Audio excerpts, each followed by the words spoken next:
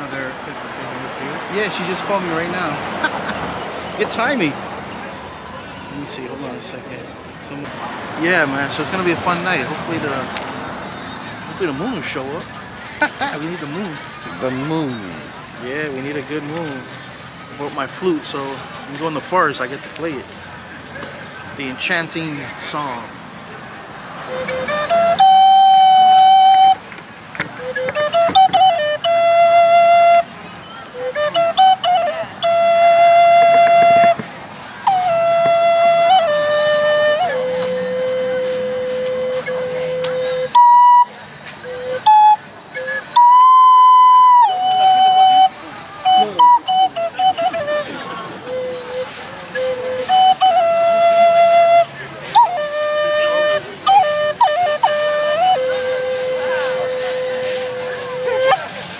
Little warm up, you know?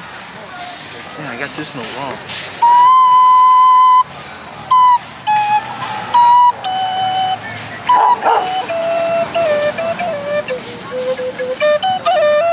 Yeah, that's it. Hello. Hi.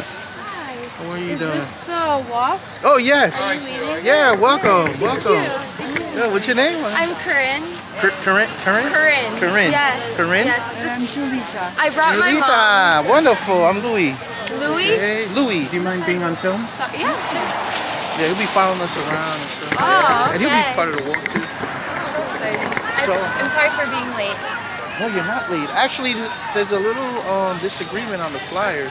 On the flyer, yeah, it said all day. 6:30 it says. Oh. Oh, it said it's supposed to be 6, but it says 6:30. Okay. You don't mind waiting a little bit? No, of course we don't mind waiting. There's a couple of flyers. I mean, the New York City parks. No, New York City forest. I Yeah. think they put 6:30. Okay. Yeah. So we'll see. There's some other people already texting me they're coming. Oh, that's great. Yeah. Hopefully that's waiting for the moon. So when we go in there, that's how Manhattan used to look. That's so cool. Yeah. Thank God the parks preserved it. You know. Yeah. Yeah. There used to be some wealthy people who lived here. You know, turn of the century. Turn of the like 20th century. And it's no longer. Now it's just wild.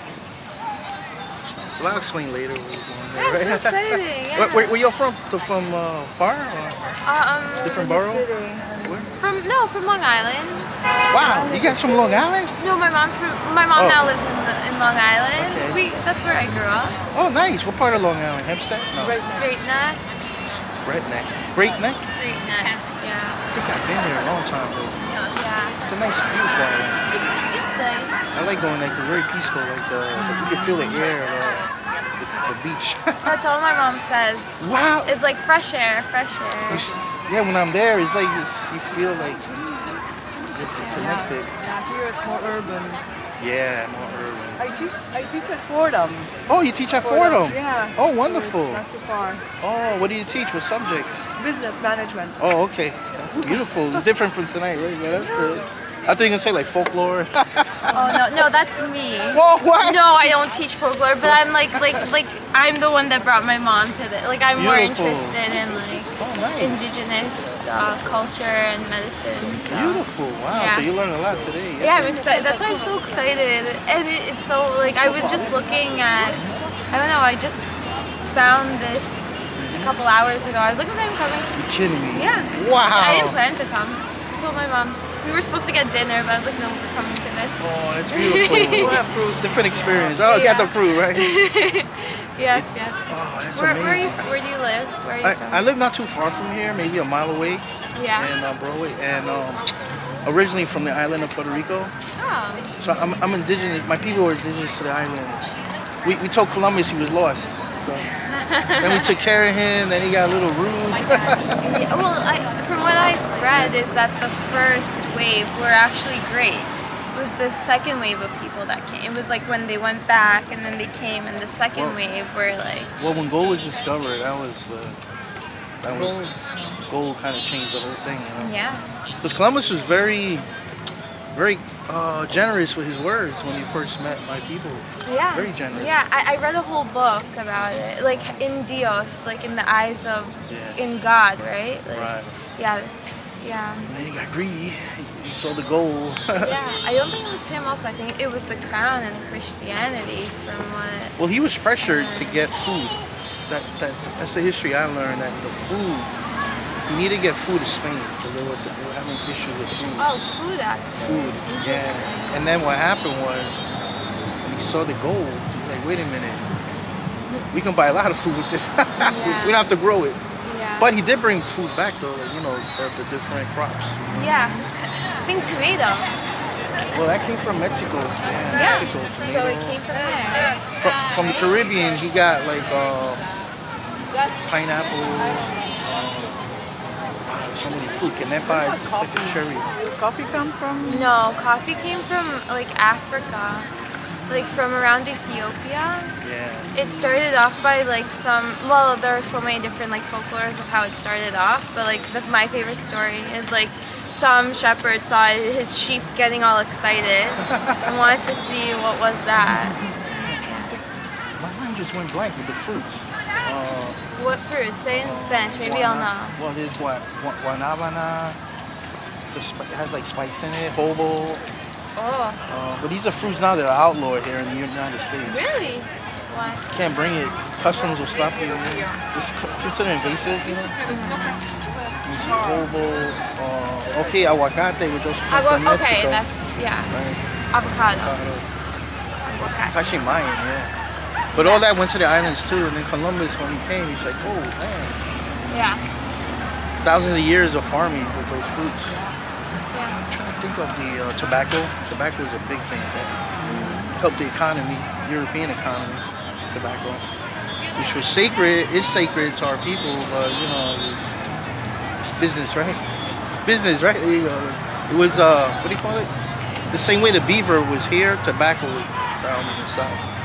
Because beaver was a $1 billion industry, the beaver fur. Here? Beaver. Oh, beaver. Beaver fur. I remember that. Yeah, the belts, yeah. It was like a $1 billion industry. Yeah. It almost took out the beaver, you know? Yeah. Yeah, I'll say that later. Yeah, I'm sorry, we're talking and like we're already doing No, spoilers. it's alright. Oh man, they like the bathrooms. Damn.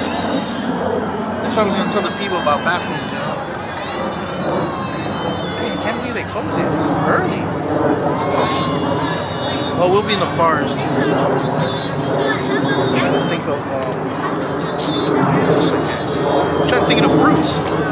We eat it every day. Let me see, supermarket. Let me go. Let me see. What do we have? Definitely tomatoes. Different cactuses Yeah. that people buy in the supermarket. That's from Mexico, Caribbean, Mesoamerica. Wow, what else? So much. Can't think of it right now. A lot of it's banned here though. You know, you can't get it here. It's unfortunate. I don't think of. I can only think of fruits that like I know also from Asia. Right. Like the anona.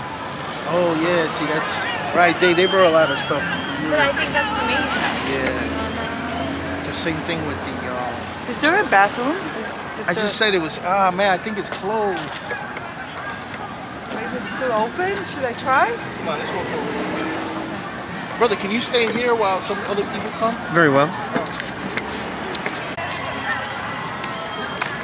Yeah, so it's closed, the bathroom, unfortunately. I'm trying to think of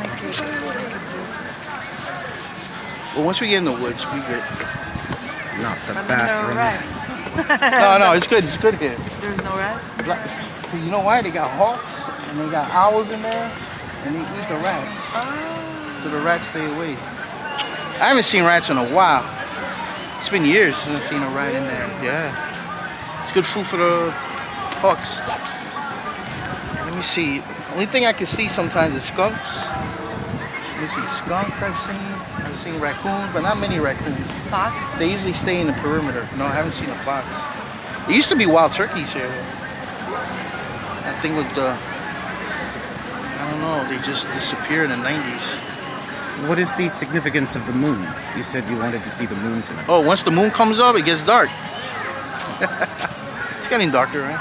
We have a full moon. We're close to. Oh no. Well, we it's- passed the full moon. Now it's becoming smaller. Yeah, so it won't be as What bright, is the right? what is the video for? Well, that's It's just for video. YouTube, but I'll send him the footage and he can also use it.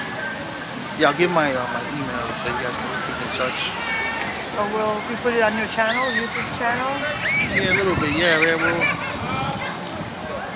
cut it a little bit, right? So we're waiting for some other people to tell me they're coming. How many are you expecting? Well, one canceled, two just wrote me. I was expecting more. Oh, how you doing? Of course.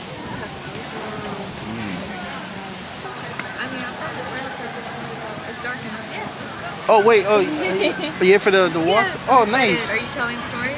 Yeah. Yeah, what's your name? Eva. Eva or Louis? Nice to meet you. Wait, there's no official video like, you know, for this event, so it's alright. Thank you for asking. I'm just asking to make sure I know who to film or not film. So as we go in the woods, we could do a perimeter before we start, and everyone needs to use the bathroom and stuff like that. And also during the walk too. It's forever wild inside, so we just.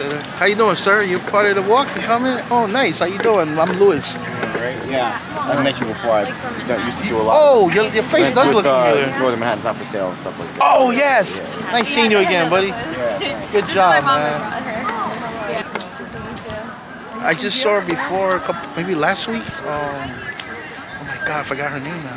Paloma? Paloma, yeah. I was wondering if she was going to be here tonight. I saw Paloma on the bus, yeah. Oh, really? Yeah, no, she's a good friend of mine. You have any Wow. idea if she's coming tonight? I know. She didn't tell me. Yeah. Oh, wow. But yeah, no, she's a good friend of mine. Oh, Yeah. nice. Yeah. Paloma, yeah, she's sweet, yeah. Yeah. Like a couple months ago. I'm waiting for two other people that they confirmed they're coming. Oh, I didn't know there was like a registration. Yeah. I just saw this in the like. Yeah. Yeah, it was like a. You're supposed to It's sign up. no. I'm collaborating with New York City Forest. Yeah, it's the forest. Yeah. Fire. There's some It, forest felt festival. so good. Like, oh Yeah. my God. Only thing on their flyer they put 6:30. I'm very much a Yeah. snob. Originally I was for 6, but that's alright. Like if I say it's good, We'll like, wait a little bit. it really was good. Like I killed it. Like I was so excited. Oh, of course. Oh my goodness. I sprouted the chickpeas. Like, oh yeah, no, I went all out. Amazing. That's the most I've ever had. Yeah, it really did come out good. It's really easy to sprout. You soak them in water like for 24 hours, and then you just wash them periodically, like for a couple of days, and then they start sprouting. Easy. But they need to be in a dark place, so you have to put them in like a pot, and you like have like a ceramic like lid that you put on top so that it doesn't see light, so that it sprouts. Yes. Welcome. How you doing? Yeah, yeah, you look familiar. Did you do like a ceremony at the Fort Washington Maybe I Garden? did. I want to say maybe. Fort Washington Garden? I don't know. You look very familiar. Several years ago, or? No, like a year or two ago, I think maybe. It might have been like a Three Sisters ceremony or something. Oh yes, at the garden at yeah, Collegiate. it's the garden. Yeah. That was me. Yeah, Yes, Collegiate. okay. I'll be there tomorrow. Yeah, doing Oh, nice. They had a nice, fall yeah. festival. Yeah. I knew. I was like, I know. Oh, nice seeing you again. I've seen you. You got a familiar face. And I forget names. We'll do a little circle before we start. Introductions and stuff. What is your name? Inez. Inez. So we shall see.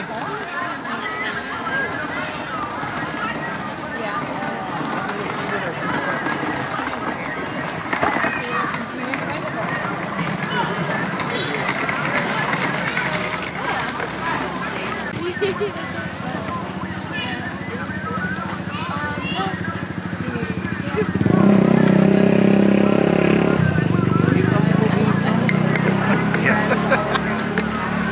So I gotta film you, filming me. Be a filmception. Hold on a second. This will be funny, right? Yes, it And will. then I went and I was in India. Hold on a second. Into India. A bit Nepal. Okay, I'm gonna start in 3 seconds. 3, 2. But yeah, it was really cool. Everyone, this is Sana Cody, the Cyper Vehican, and guess what? I'm with Andre right now. And what's your YouTube channel again? I actually The Cheeses Show on YouTube.com. Okay, I'll make sure I put it on the link below. That's awesome. He's filming me. I'm filming him from the Taino Funhouse. Mega Film Rama. All right, excellent. I'll speak to you later. That'll be fun. Hey, what's up, bro? What's up, bro? Good? Being. All right, good. How you doing? Very good. Oh, you're good. You're dressed for the cold. Yeah. It's gonna get chilly, I think, once that. I remember when you told me that you go inside, it gets a little cold in here. Yeah. Are you? What is your name? Oh, my name is Dino. Dino. Are you comfortable being on film? Oh, yeah, for sure, yeah. So I'm waiting for one more person that I know of. Then we could do a short introduction. Once they join, you shall become invincible. That's right. Yo, you checked out my new channel, man? Oh, I have another channel too. It's called DJ UFO Zero. Zero spelled out. DJ UFO Zero. There you go. That's the one for the music, right? Yeah. It's intergalactic music mixes, dance mixes. Intergalactic mix. Yup, and especially unwelcoming for the star people, the Greys. Doesn't matter who, they'll show up. All right. Dance amidst the stars. W Kiss FM. That's Radio. right. That's right. We're trying to get some dance moves that the star people can dance, because you know they got different body structure. Huh? That's your food? Yeah, moving food. We're gonna play it up there. Where do you got some tobacco too? Oh, nice. Just in case. We can offer that. Yeah, and I got some water. Nice. We'll do some more for you. Yeah. What kind of tobacco? That's still same. Yeah, the good stuff. Good smokes. Man, that's the good smokes, bro. Yeah, that's the good smokes, I tell you. The Smackerinos. It's good smokes. Oh, wait, another person. Oh, there's this guy. Cool. So you got a good group. Hey, how you doing? We're gonna do a little introduction soon. A couple of more minutes. What is your name? Carlos? Marlene. Andre. Are you comfortable being on film? That's why, bro. What's up, brother? How you doing, man?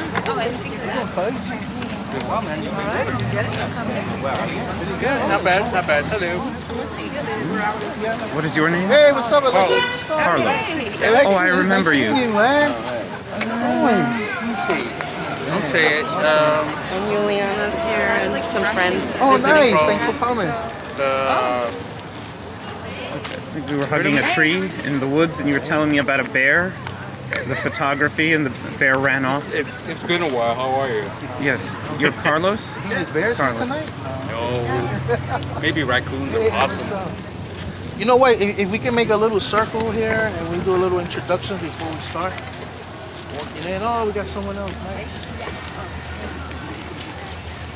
I know in the New York City forest, it says 6:30.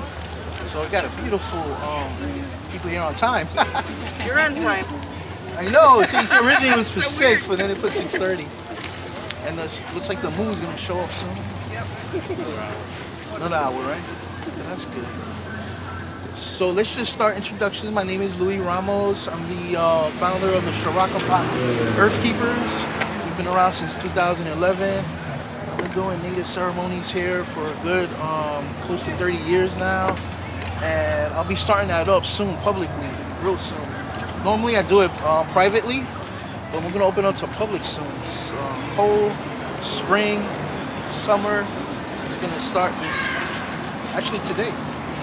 So it'll be interesting, all right? Thank you all for showing up. We're gonna start entrance right here. We'll be eventually going up the Blue Trail, way up on top. If anyone has any knee problems, anyone or anything, we won't be hiking. It's actually a concrete trail, but it might get a little steep at one point, but it's not too steep. Okay. All right, we're gonna pass it. We'll go clockwise. My name is Dino Nieves, and I also work with Luis here at the park as an earth keeper. And I'm glad to be here amongst y'all, and I'm glad for y'all to come here and experience what the park has to offer. I'm Andre, and I'm filming this our presenter as he tells the stories. Okay, Thanks. My name is Fallon. I live here in Inwood, down at Southern Messina Avenue. I've been involved with a lot of local political and social activities and groups here in Inwood for a number of years. Nice, thanks. I've been to a number of your events before. Oh, awesome. Yeah. Great.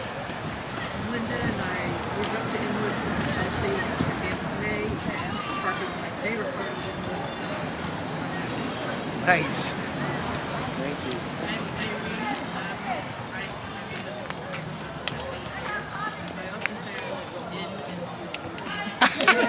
Nice. Like it's a slip of the tongue, but Wonderful. I see the same thing. I always wanted to go to Nice. My name is Inez. I just really like being outside. I live a little further down on Road 1, but I just did my street tree care captain training yesterday. Nice. Looking to just bring more nature into my city life whenever I can. Awesome. Hi, I'm Kelly. I only lived up here for 2 years after living in Brooklyn, but I feel like the forest is my happy place, and I don't know what I would do if I couldn't walk every morning in there, because after that it's so stressful, but I saw the listing on my walk the other day, and I was like, of course I need to walk the park. Wonderful. Hi, I'm Kathleen. I live in Isham, maybe about 5 years in Inwood. I've done it myself unsuccessfully at night, so I'm here to experience the real way to do it. Sure. My name is Andres. I've been in Inwood, around state for many, many years. I just always like to learn more about it. Wonderful. I'm Erta. I live in 7th Avenue, and I've been here for about 15 years. And I always wanted to walk in the dark.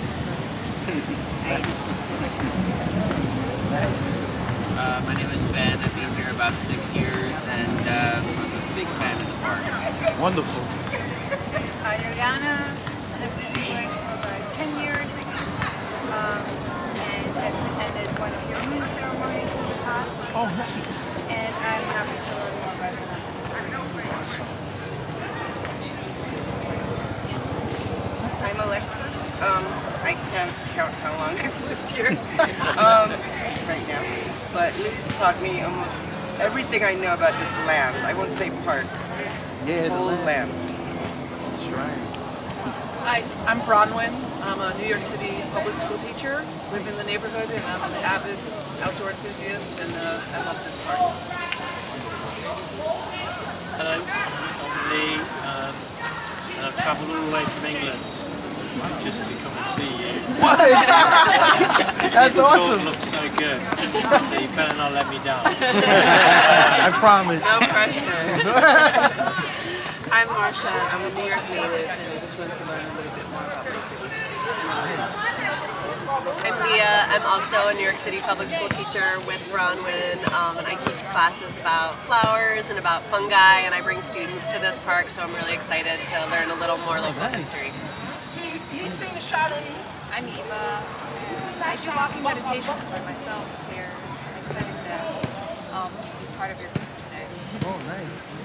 I'm Danette. I'm a retired teacher. I used to teach a curriculum about the Lenape people, and I used to bring my classes here.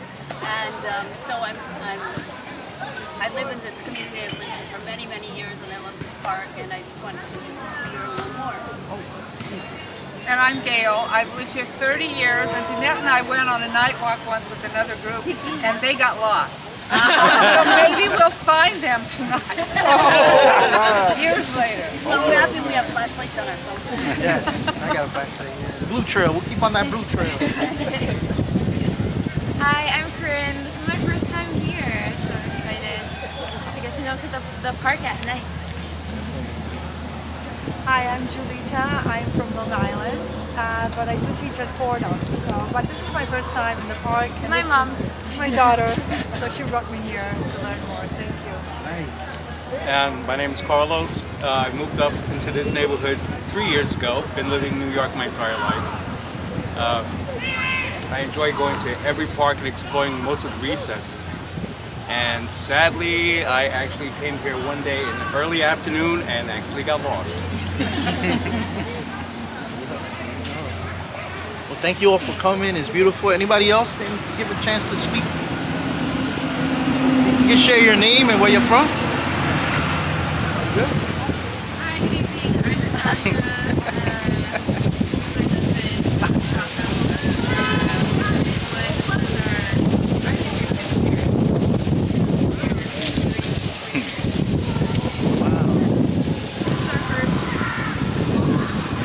Nice. Well, the first story I'm going to share is, oh. Hi, my name's Maura. I've been in the neighborhood for quite a while. Beautiful. And I've been on some of the walks with the car. Oh, nice. Oh, I'm wow. very excited and I'm looking forward to this. Beautiful. Thank you. Man, awesome. Well, the first story I'm about to share is whenever people walk into Inwood or Shirakapak, Shirakapak is the original word given to this land. Shirakapak means land on the edge of the water. So we got the East River, and we got the Hudson River, and we have the Salt Marsh, and it's like a triangle. So when these waters meet, it's a very sacred area of the waters. As we all know, without water, there's no life. So the ancestors, all our ancestors from all throughout the world, it's the first medicine is water. So the Lenape and the different tribes and the 5 boroughs in New York, they will come to this area to celebrate the power of these waters, the east and the west. Also, there's many indigenous peoples from South America, Caribbean, Mexico, Mesoamerica, have traveled here, believe it or not, for thousands of years. And this I learned from oral tradition. Unfortunately, a lot of historians have not really spoken about that. There is some evidence though of this, but it's not really popular, but I just want to share that with you all, okay? So we're looking at a legacy here of thousands of years. The original peoples that lived on this land camped out in the caves that we're going to pass later 5,000 years ago. And that's the Muncie people. So you can imagine the history of this land. Just a disclaimer, never do this walk by yourself, especially in the dark. Sometimes I do venture in the dark, but I always try to have a companion because unfortunately there is sometimes we call crime, and sometimes I find police hiding out up there because of criminal elements. So it's always important, if you're going to come to this park, don't come alone. We got 2 more people. Luis. Oh, where? Behind you. Behind me? Oh, you want to introduce your names? I'm sorry. Go ahead.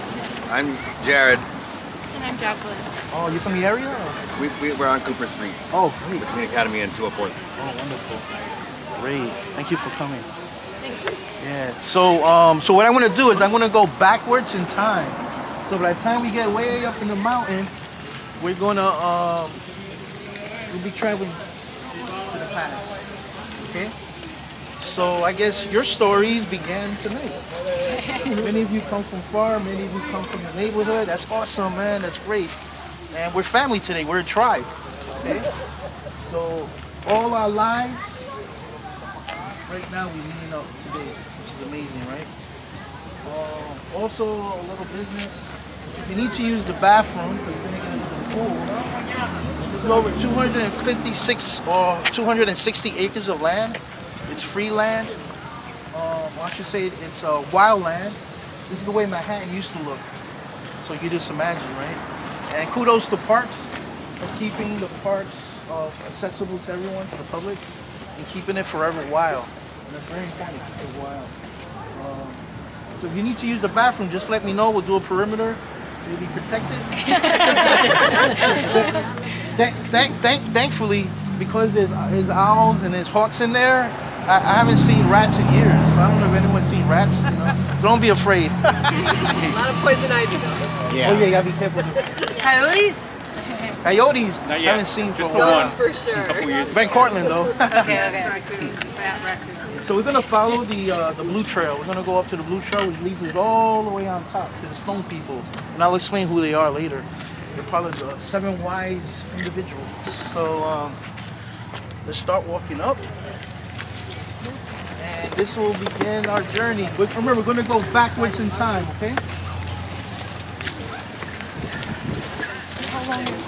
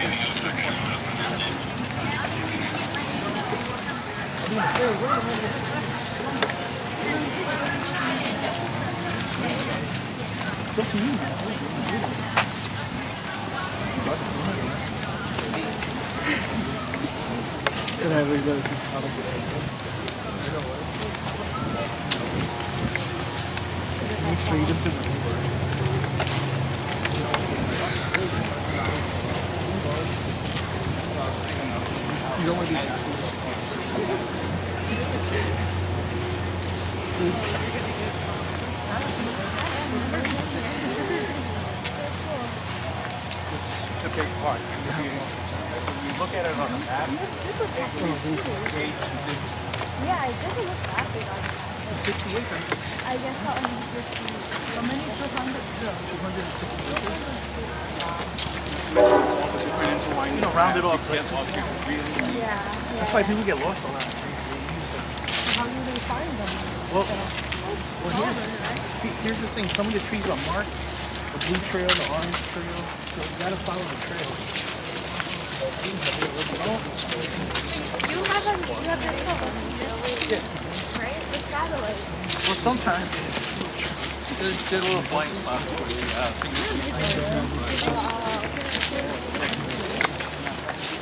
For Manhattan, it's like Manhattan, right?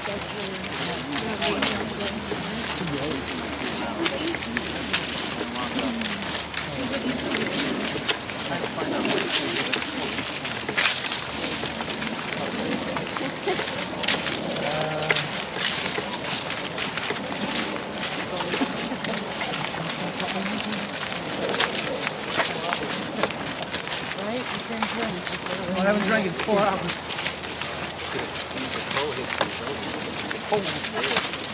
Cold in the woods. I got the map on my phone case.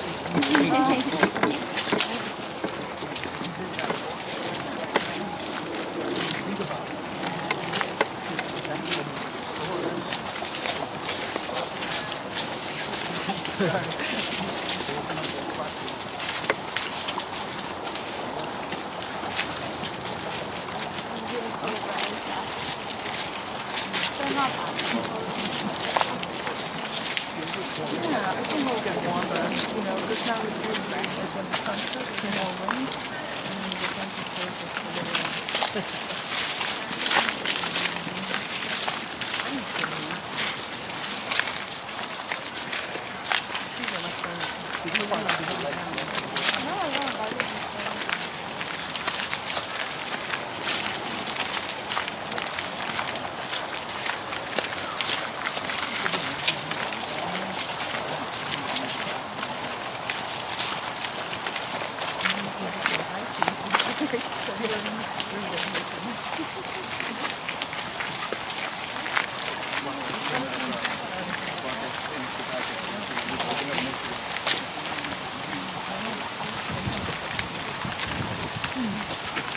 Okay, you got a little housekeeping.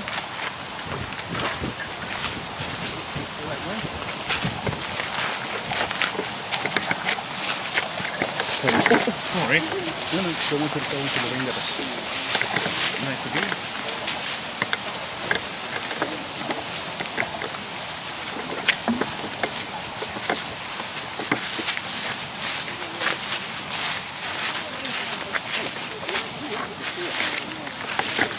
Now, what I'll be doing tonight, I'll be mixing some historical events with some indigenous worldview, right? Or also spirituality. Gonna mix it up a little bit. First thing I want to share was, as we were walking up, we felt that wind, right? According to Lenape spirituality, whenever we feel wind, that means the ancestors are walking with us, and they're happy that we're here. So that was, it just stopped, right? It just completely stopped. Hey guys, I was gonna talk about it. Now you guys disappeared. But they're walking with us, you know. Yeah. So don't be surprised in the woods, especially as we get deeper in. You feel that wind coming in. Sometimes like a whirlwind, you know. But that's normal. That means the ancestors are walking with us. In a Lapi tradition, when you die, you have a choice. You can go to the world where the Creator lives, or you can stay behind and you can protect the forest. So I've been told through oral tradition, there's many spirits here that protect the land. They protect the protectors, and that's a good thing.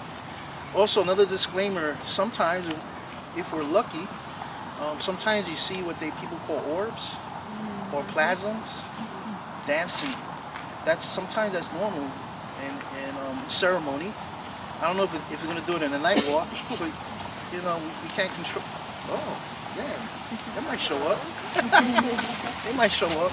If they show up, it's something cool, you know. I always get excited, you know, because sometimes I think that the reality we live in every day, you know, it's beautiful. At times it's challenging, but when we're in the woods, I don't know about you, but it's ideal, you know. It's like a different reality that I wish I could live 24/7. So if anyone needs to use the bathroom, this can be the first bathroom check, okay? There's some trees over there.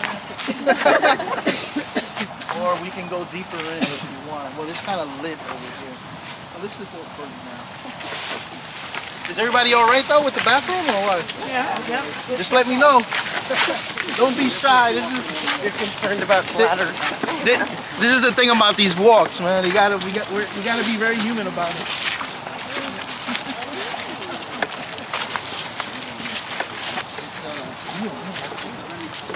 Well, put it this way, it's going to get cold overnight, but at least for now, the temperature will go down gradually. I'm not worried about it.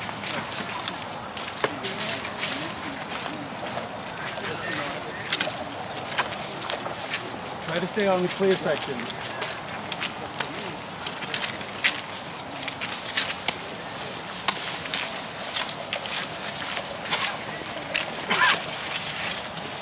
Ooh, look at the size of this. That fell recently.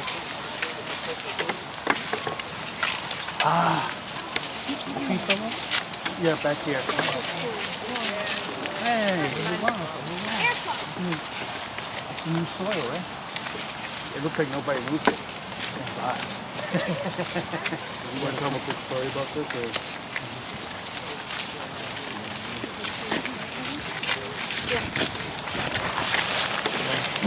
Hey everyone. I just want to share a little history. We're going backward in time. We're going to enter now the late 1930s, 1938. New York City Parks gave, Mayor LaGuardia had decided to open up Inwood Hill Park, modernize it. And he appointed Robert Moses, who's the urban developer here in New York City, to create a park. So what you see right now is like a football, soccer field. I think they call it Gaelic field, is it? Yeah. Right. So, but originally, where we're standing right now, used to be a salt marsh. So sadly, they brought in some landfill and they covered up the salt marsh. So what happened back in the day, the canoes will come, and right around here you have your fresh spring water. It was active until 1989. You can get free spring water. And believe it or not, Parks left the pipe behind all these years. Oh, right here, I'm sorry. Where is it? They took it out? Oh, no, there it is. So this was part of the wall that's the spring. There's a pipe still there. It's interesting. It's been here since 1989. And thank God they didn't move it because it's part of the talk, you know. So recently they did some testing. I think it was contaminated with methane and some other, because what happened was the spring was covered up with landfill as well. They covered it up. So the Shirakaback Earth Keepers in 2012, without permission, we took all the landfill out. No. We did get permission from one person. And they're like, wait a minute. And as you can see, the spring water comes out now. There's actually 3 springs. Recently, we were here trying to dig with Carlos and myself, we were trying to dig the sewage that's under there because it's been flooding. So we're going to try to do it. If anybody likes to volunteer in the future, I'd love to get your email. We're going to try to redirect the spring into the sewage. Because it's not good because it leads to land erosion and so on. It looks nice, but we have to be careful with the overall, what do you call that? What's that word? We're trying to avoid erosion, you know, and stuff like that. So that's a project, that's an ongoing project. And also, if you walk this trail, this is going to be a 1-year project. I think it's going to take a year. When you walk this trail, it goes all the way where we're gonna head to, and there's that's where the spring by the caves connects to this area. So if we do it right, when it rains and the water from on top will come down here, and we'll have a nice flow. But to prevent flooding, we have to have that sewage open up all the time. So anybody wants to volunteer, it's gonna take at least a year to do it, because we gotta climb up.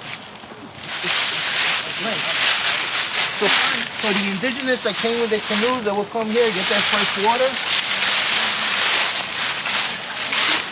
Keep walking.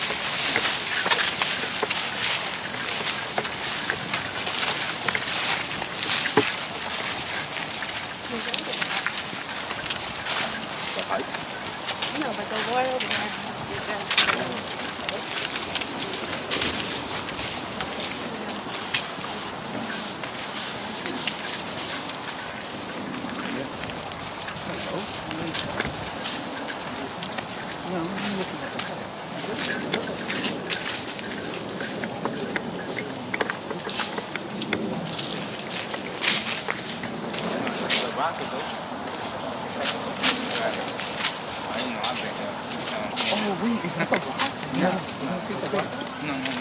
No, last time I came here, the rock was still good. It's not part of it. They're probably going to put something else in it. Okay, ready to Yeah, get out the sculpture? Yeah, I think they're going. Maybe they might put some flowers or something. They're going to take out the stone.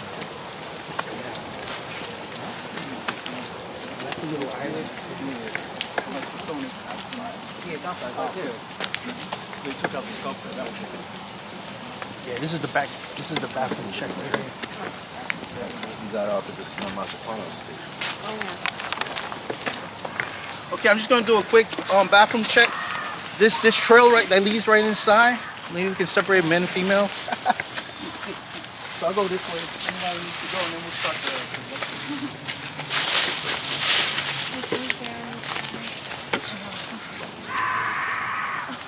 Shut your windhole.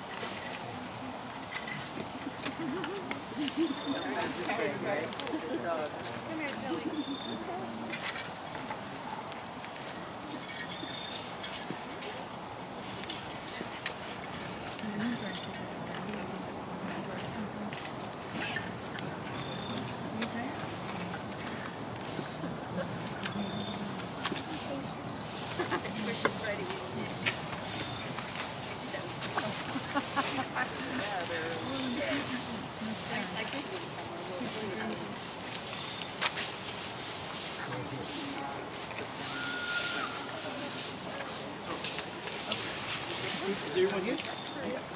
There are a few people that went off there. Okay, we'll wait.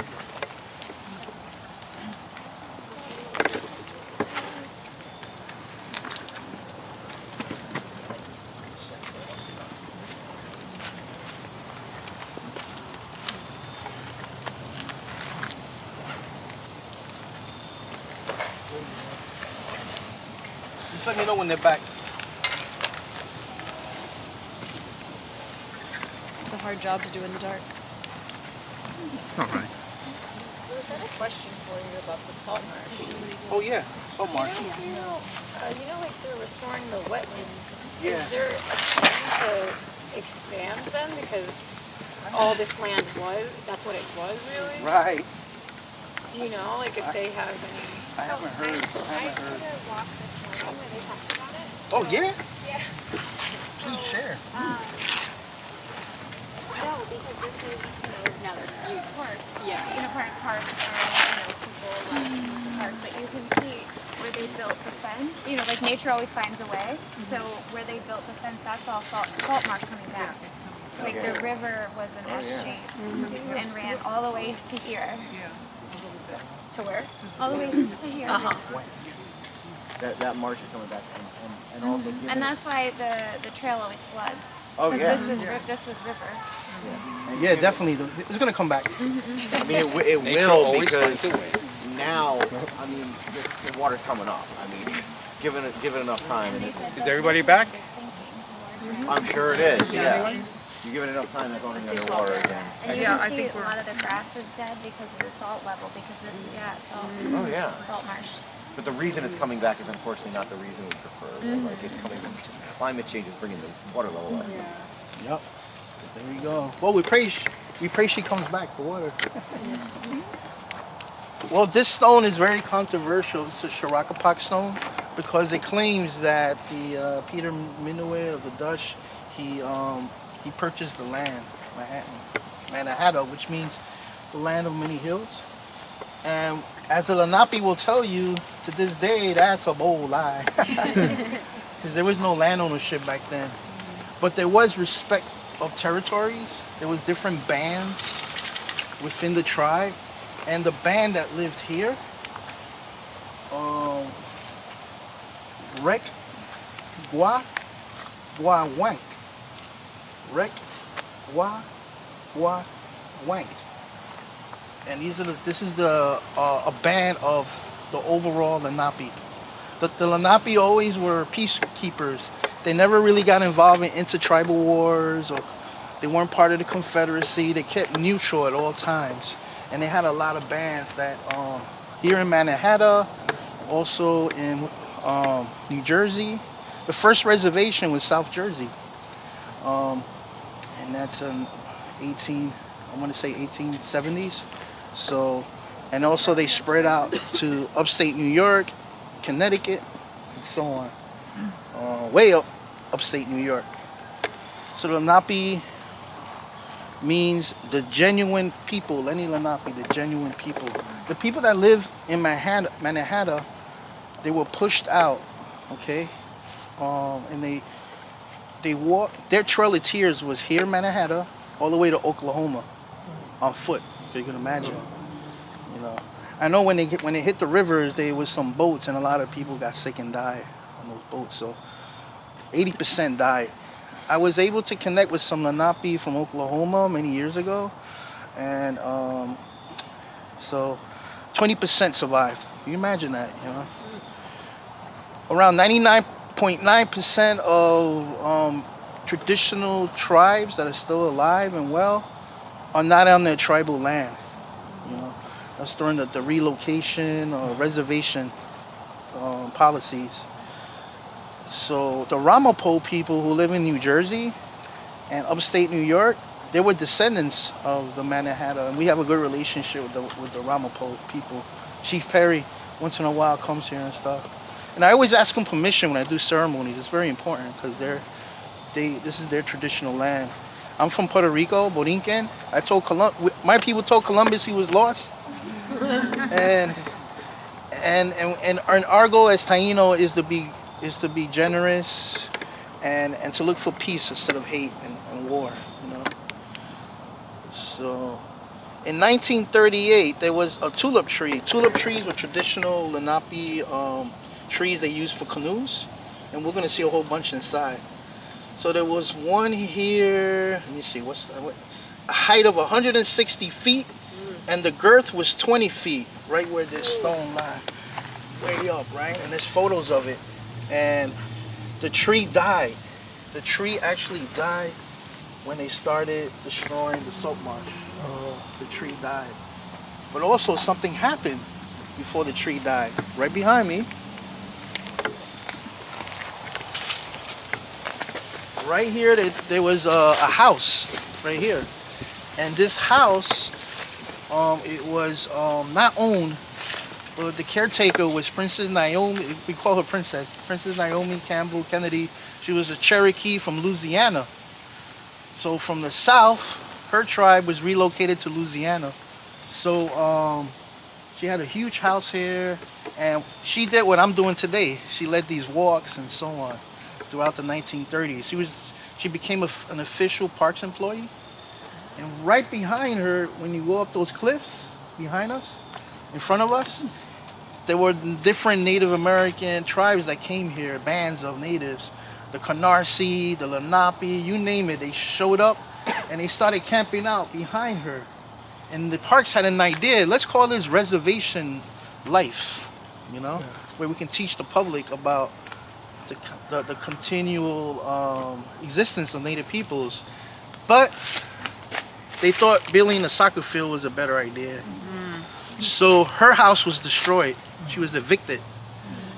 And Robert Moses said a lot of nasty things about her, you know, which was not so nice. So she left, they left, or evicted, the tree dies, all in the same year. So as indigenous peoples, we believe that the tree people are relatives. You know, they walk with us. Hey, they give us life, right? Was it for the trees? And we give them life. So there's a relationship. So I just want to share that. I have some brothers here. If you could place some tobacco, it's always traditional to place tobacco on the grave of a chief or a relative. So they're going to put some tobacco in her honor. And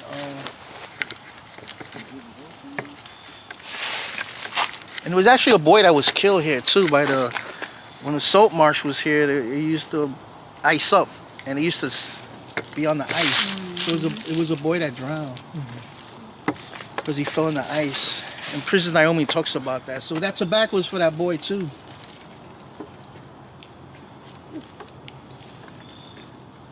Okay. So we're gonna walk this trail, the blue trail. If we get lost, it's his fault.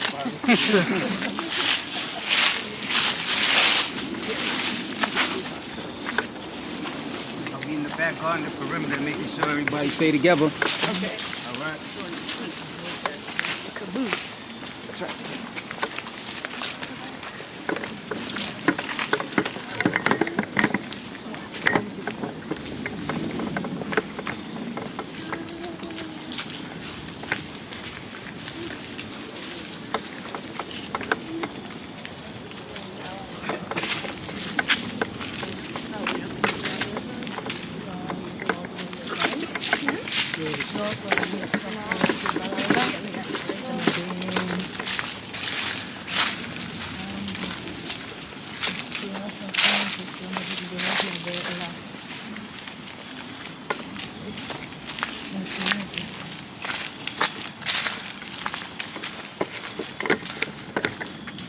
Okay, I'm just going to show you a little area. Very historical area. If anyone's here.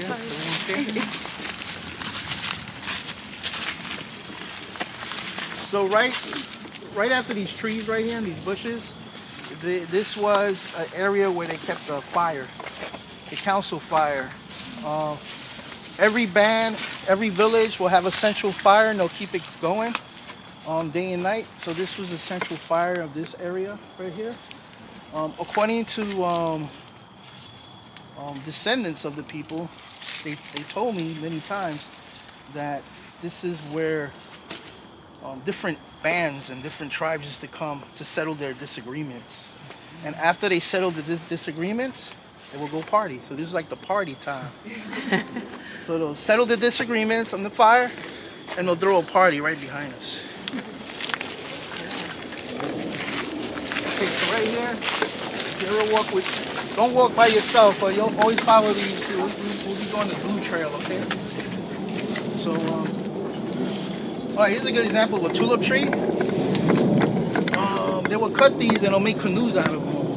And they will fish for people, the oysters, the fish. Look at that, it's straight up. Yeah. That's how you can tell a tulip tree when it's straight in the air, like a stick, you know? So I'm going to show you something very interesting. Just follow me.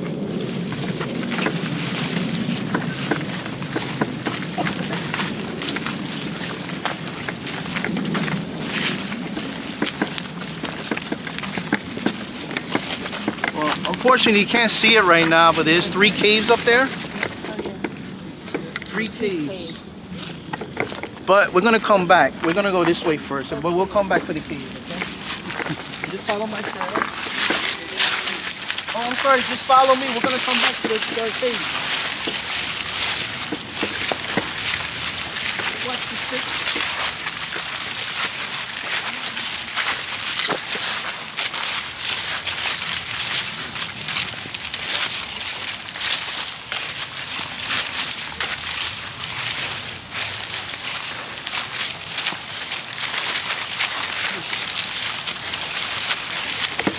Circle here.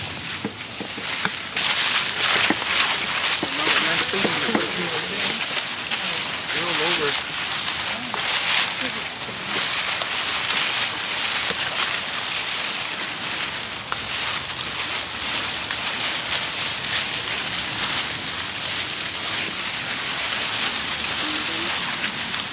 So this is discotheque right here. This is where we used to party. But no, I'm just kidding. But they did use the area for festivals and powwow type festivals. That tree right here, right behind us, that tree right there.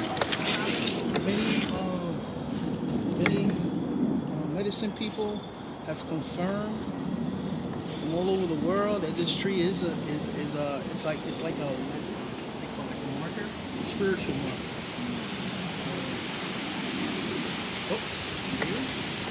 It's a confirmation. You heard the tree? Yeah. There you go.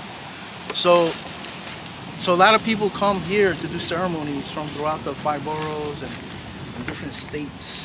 As far as the Delaware, because the Delaware natives also come down here, Lenape. I bump into many of them in the forest doing their ceremonies. So whenever you come here on your own in the daylight, you see this tree. It's traditional to put some, you know, you don't have to put a whole bunch of food, but just a little offering, you know. It's, you know, Mother Earth gives us so much, and the gesture of giving back, it's like a relationship, you know, and that's a traditional way of doing it.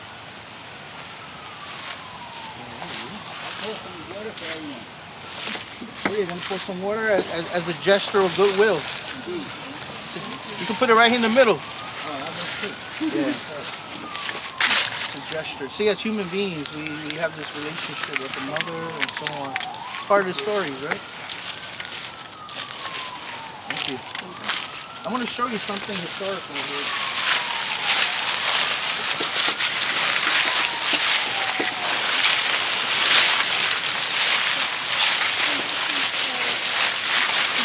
Just watch some branches on the floor.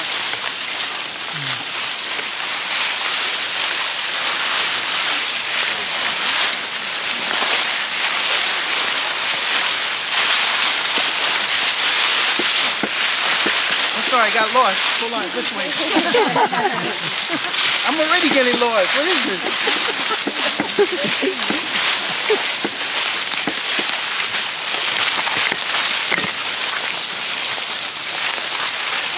How can I get lost? That's how we use that tree.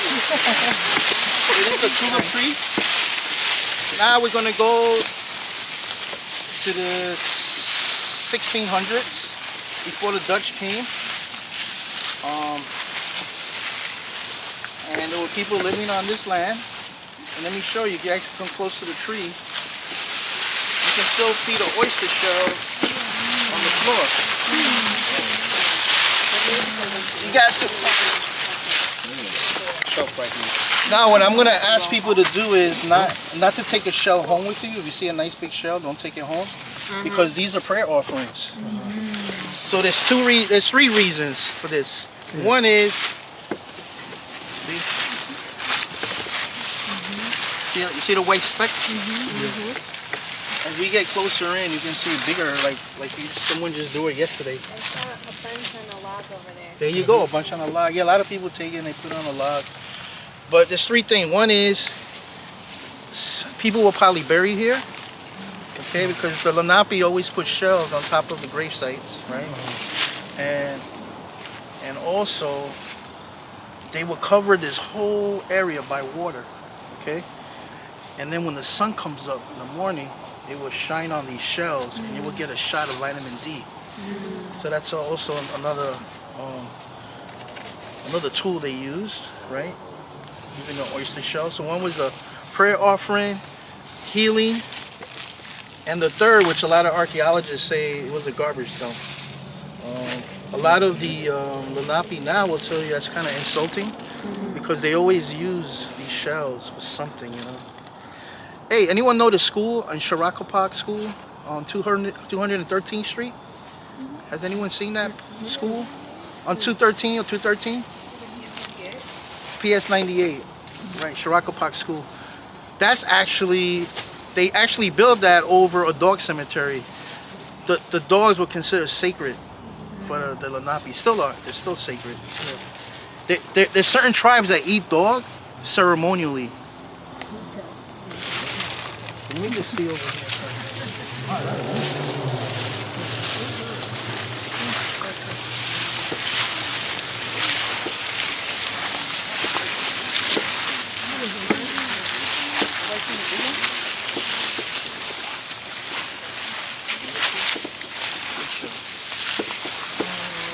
See a lot of tame ones, right? Yep.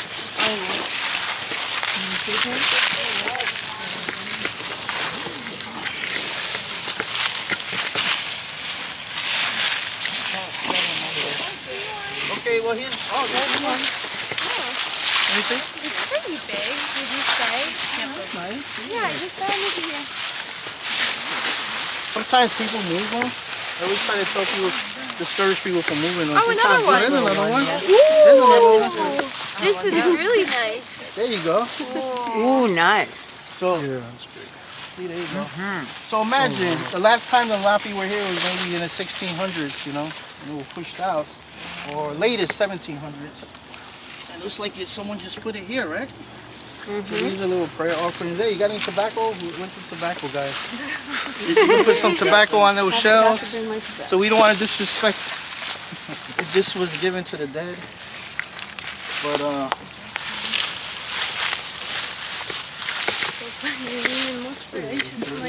where's put on top of the shells.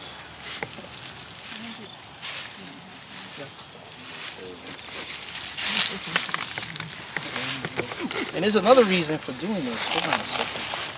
I need my cheat notes here. I'm not fluent in Lenape.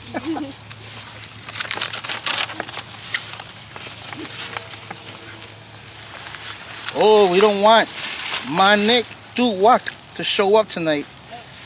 They're kind of like naughty spirits. They're not evil, they just play tricks on you. You want to give them a little extra. So we don't want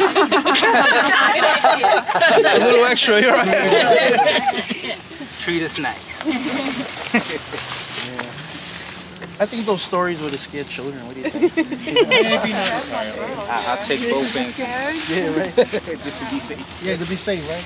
All right, so let's come this way. Just watch the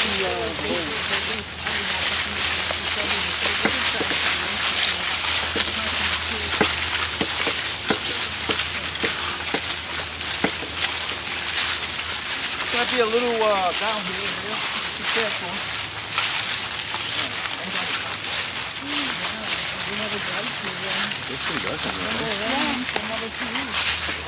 Okay,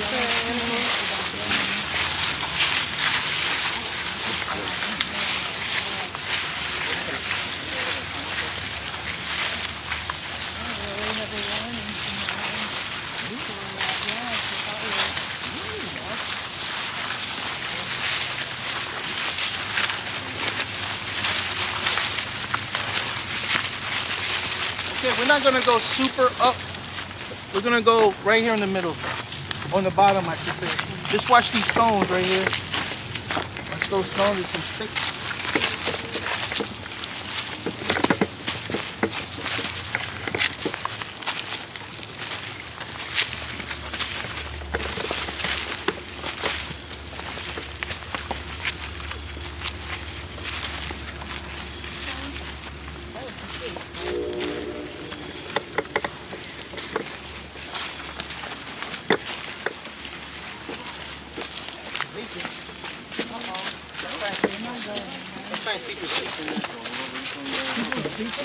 Sometimes, yeah. So this is the bottom cave. It's actually considered a rock shelter because you see these stones right here on top. It's hard to see it, but you see that like they're placed on top of each other, like someone did that. These stones were actually on top of the glacier during the Ice Age, and there was a glacier that was here that connected to Montana. So a lot of these stones are from Montana. I wish I could. I always forget the names of these stones, but who they call genealogists? Yeah, they've confirmed. And so when the ice melted, whoop, these stones came down. So there's 2 other caves up there as well. We're not gonna go up there because it's kind of dangerous, it's slippery. So, but those caves are real caves. During the, I mean, I should say real, but naturally formed. And check this out. This is crazy. During the Great Depression, oh, now I'm going back to the future. During the Great Depression, okay, we live in the 1800s, going back to 1933, right? People were living in those caves because they lost their houses or whatever. So city evicted them as well, and they closed the stone. They put stones inside the cave so you can't get in. The stuff they found inside you can find in the Natural History Museum, Natural History. Those caves can go all the way across the park. I'm trying to find the other entrance. I haven't found it yet after all these years. So okay, let's go now. Wait, hold on. I'm gonna tell you a traditional story. A Lenape story, all right? Let's go from the beginning, way back. The creation of the world, okay? In the creation of the world, the Great Spirit was tired. And the Great Spirit sat down and said, well, that's right. Created everything. Created the humans, created the animals, the plants, the stone people, the tree people. So God was, the Creator was very, very tired, so he went to sleep, right? And guess what happened? During his time of sleep, the Creator, it started to snow. And it started to snow. And it started to snow. And it just wouldn't stop. It snowed so much that who we know as the first humans, they died because they just froze to death. Now the animals, since they have fur, were able to survive this first wave of ice and snow. So the animals were concerned because one by one the animals started dying. So then the great wise bear, the grizzly bear, got everyone together, all the animals, to create this council, an animal council, to figure out how they can overcome this snow. During this great animal council, many animals started to die. They froze to death. So then Grizzly Bear said, I have an idea.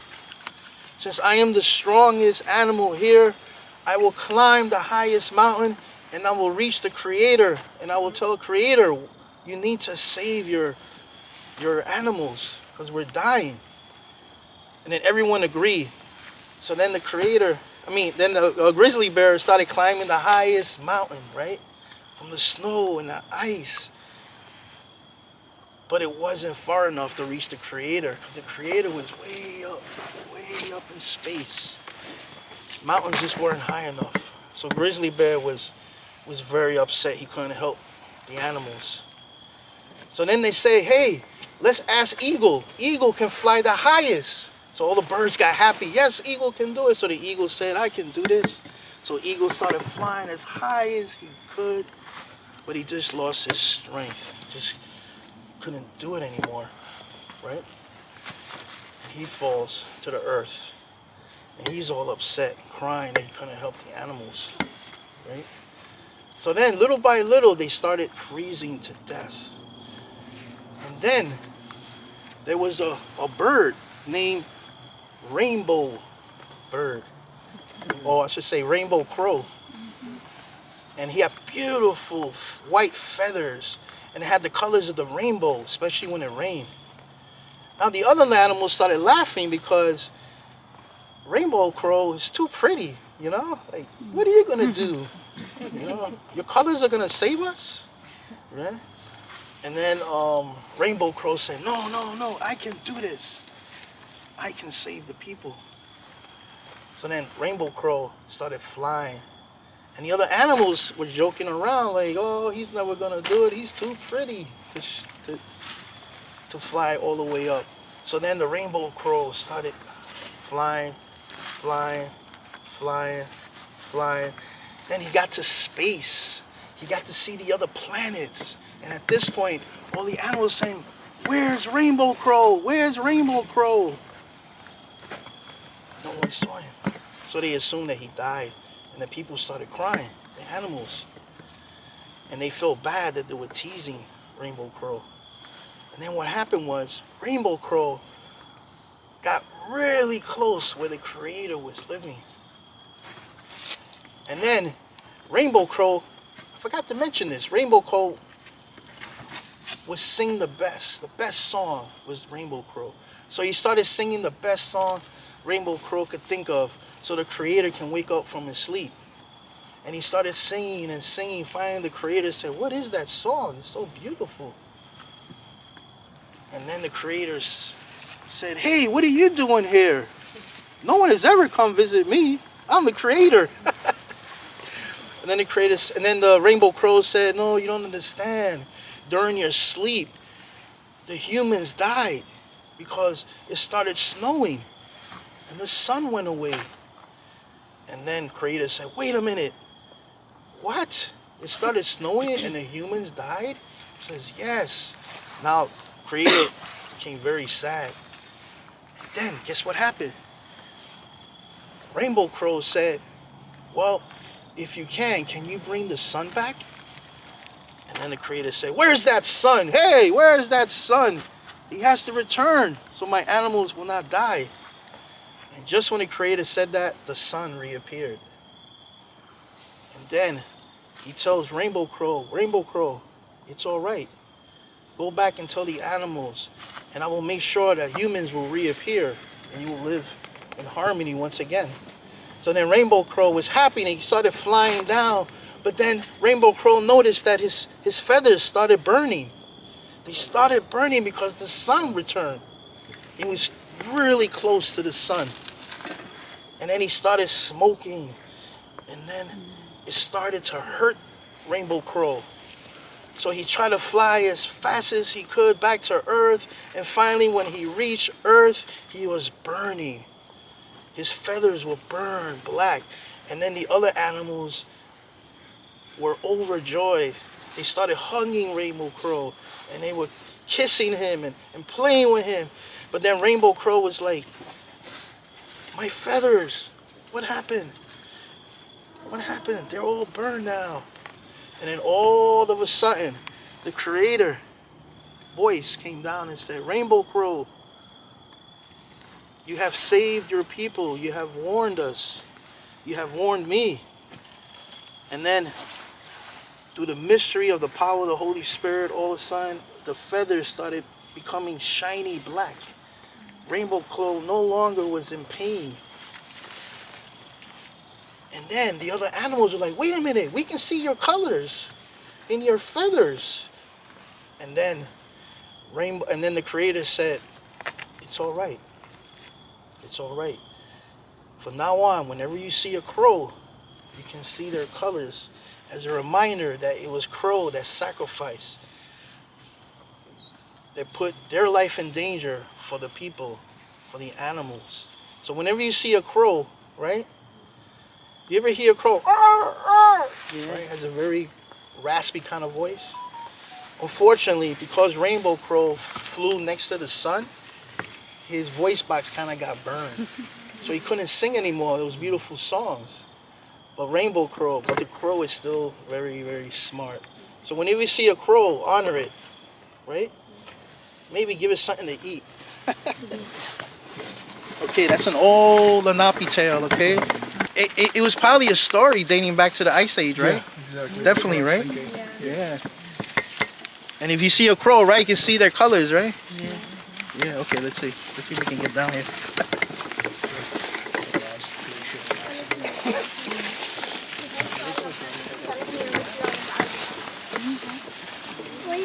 Really hard.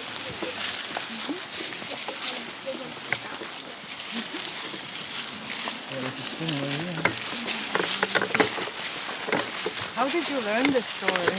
From your parents? Or... Well, I learned it from the Lenape themselves, you know? So sometimes the story changes. I change it a little bit, but it's the same context. Rainbow Crow saves the day. Wait, where we at?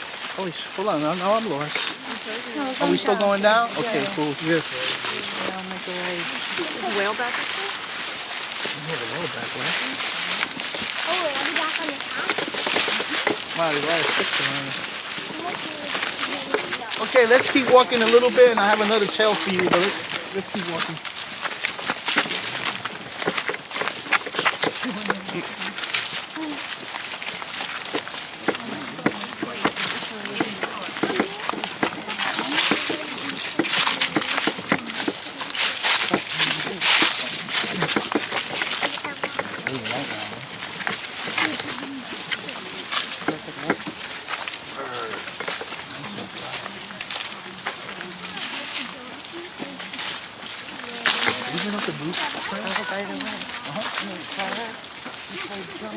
She's in the forest with Ananis.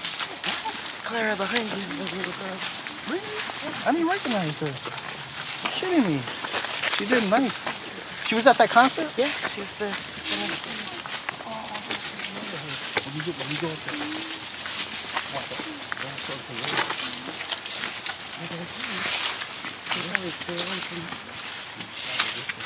There's a nice tulip tree right here.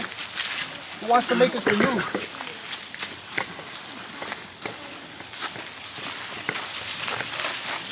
You know, guys, I just want to mention to you, this is an indigenous tradition that dates way back and is still practiced. Have you ever heard of a tree hugger? Yeah. Well, guess what? Tree huggers, they're actually correct. Because when you hug the tree, and when you, it's a meditation. When you lay on it, it's actually going to move. You know, sometimes it takes a little bit. Sometimes it takes a while for it to do that. But that movement you feel, that's the energy of the Earth Mother coming up to the tree. And that's that energy that gives you power, that gives you strength. So that's another practice that indigenous peoples throughout the world, they practice whenever they see a tree. And this is a beautiful tree. You really hold on to it. So next time you're in a park, you can try that. Tree therapy. She's gonna do it. Yeah. There you go. It didn't move though. What kind of trees are there on here? I did. Well, this is the tulip tree. This is a traditional. Yeah, this is a traditional. This is a native to the area. You feel something? Yeah. Yeah. It's good energy, right? It's good energy, right? Absolutely. Yeah. You're all relatives.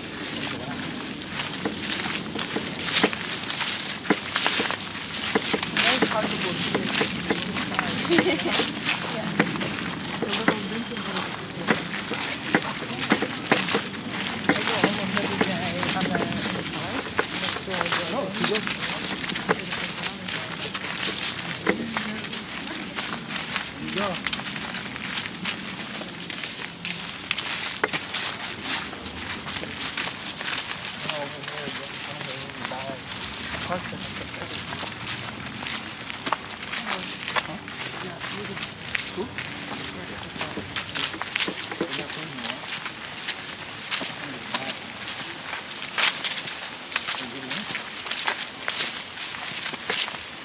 Yeah, this is the park. Okay, guys, you know what?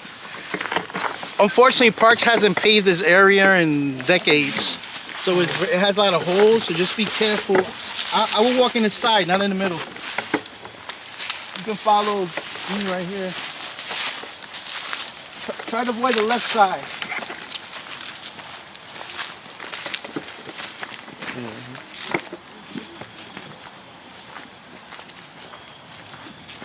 You know what? Let me what's his name? Carlos, you there? Carlos, can you come to the front and just flash your light right here, because this people can fall. Well, there's see right here. See I right just here. walked into one. Look, see right here. Yeah. This whole thing from here. Yeah, try to stay on the as much. Stay to your right. To the right.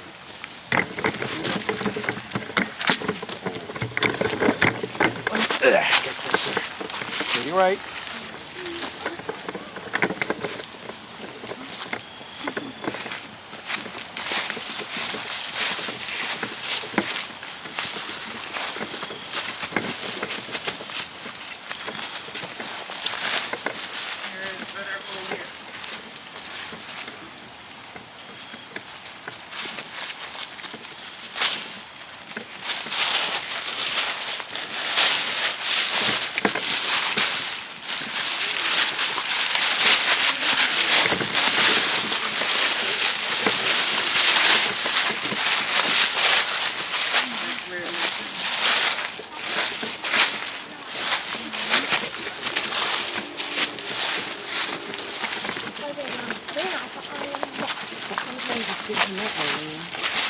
No, it's not. Wrong, something bad. It's really bad. Yeah, it makes you I can pretend you're anywhere. I can't.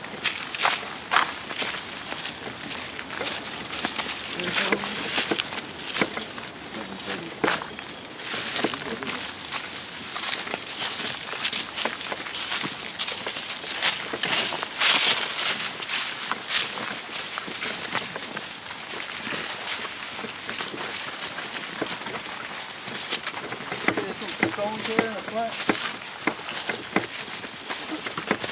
Let's just take a pause here. There's a lot of stones here, be careful.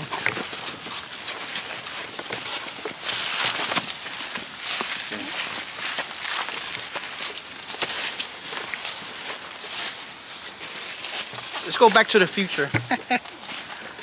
There's a little lamppost that make it. Now throughout the park, you're gonna see these lampposts like on the floor, and the earth is taking it back. This is decomposing. There's another tulip tree right there.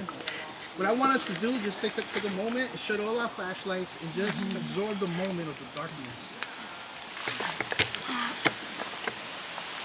And just try to hear what's around us.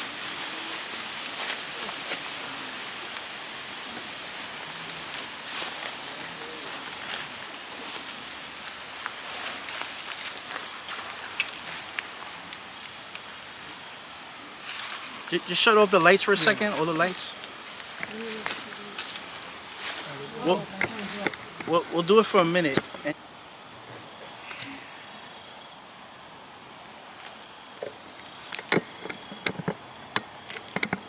Now what's amazing is no wind. There's no wind at all. It's so quiet.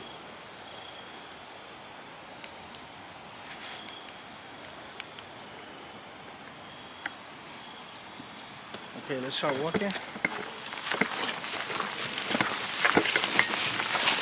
watch the cones.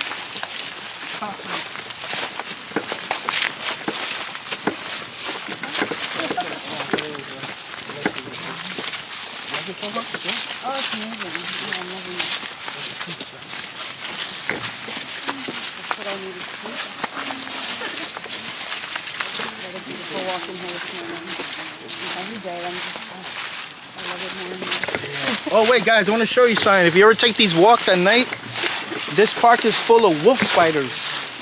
They kind of look like tarantulas, but they're harmless. But let me here's a favorite home. There's a home with a wolf spider. Sorry. Sometimes if we're lucky, we can find them. Wow. They love those crickets. They eat those crickets. Oh, here's another lamppost. Didn't make it. But as we get in deeper, let's see if we can find a spider. When did they stop not using the lamppost? Oh man, I think more than 30 years ago. Way more than that. And why did they stop? Just the maintenance. They don't really keep up with the maintenance of the park. So, what is school supposed to pay for the maintenance,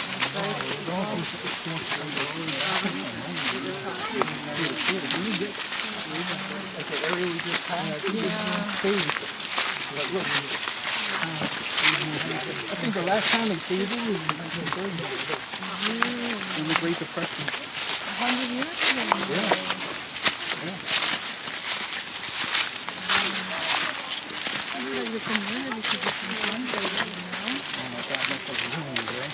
But you know what? We need a wild figure, right? The wild. We'll take it back.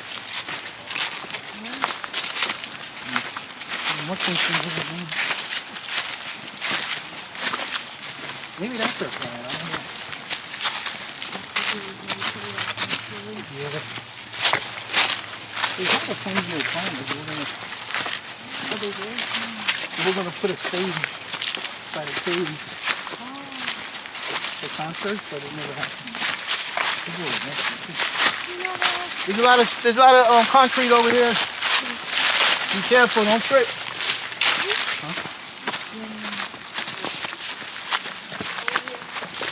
This is like, is the building doing the dive?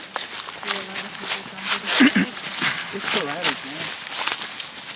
A lot of people are coming along for this. Fine. I mean, I never confronted any crime.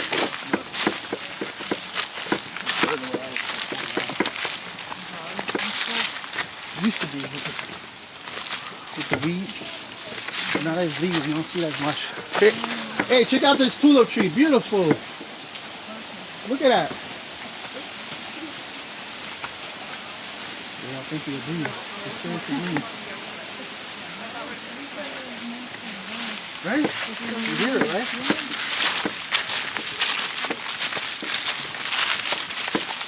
There's another lamp.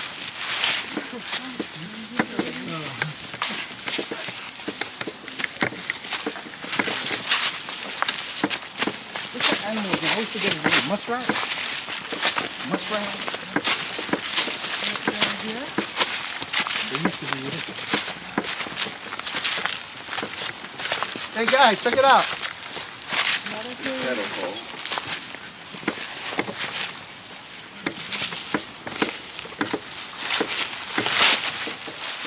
If you guys come closer, there's a hole right here. And there's some water there. This is what you call the glacier hole. When the glaciers started melting, drip, drip, drip, drip, right? Hundreds and thousands of years of drip. It created this hole. Interesting, right? There was goldfish in that hole. That's ever. Yeah, right. It was gold. Someone put. Somebody put goldfish. I felt bad for him, right? Snack that smiles back. No, like actual goldfish. Oh. Not goldfish crackers. No, like there was actual fish swimming around there. One time I got it. Somebody. Hey guys, I have another story. But I gotta remember the animal's name. It used to roam around here a long time ago. Hold on a second.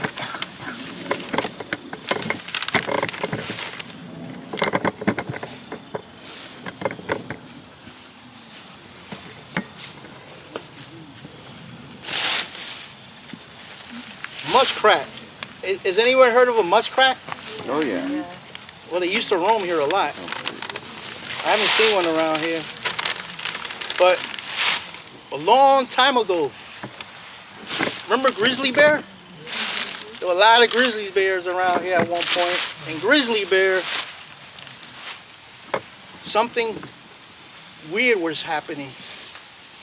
The water started disappearing. So then grizzly bear said, you know what? I have to get to the bottom of the river so I can collect some mud. And with that mud, I can create more water. So then grizzly bear said, wait a minute.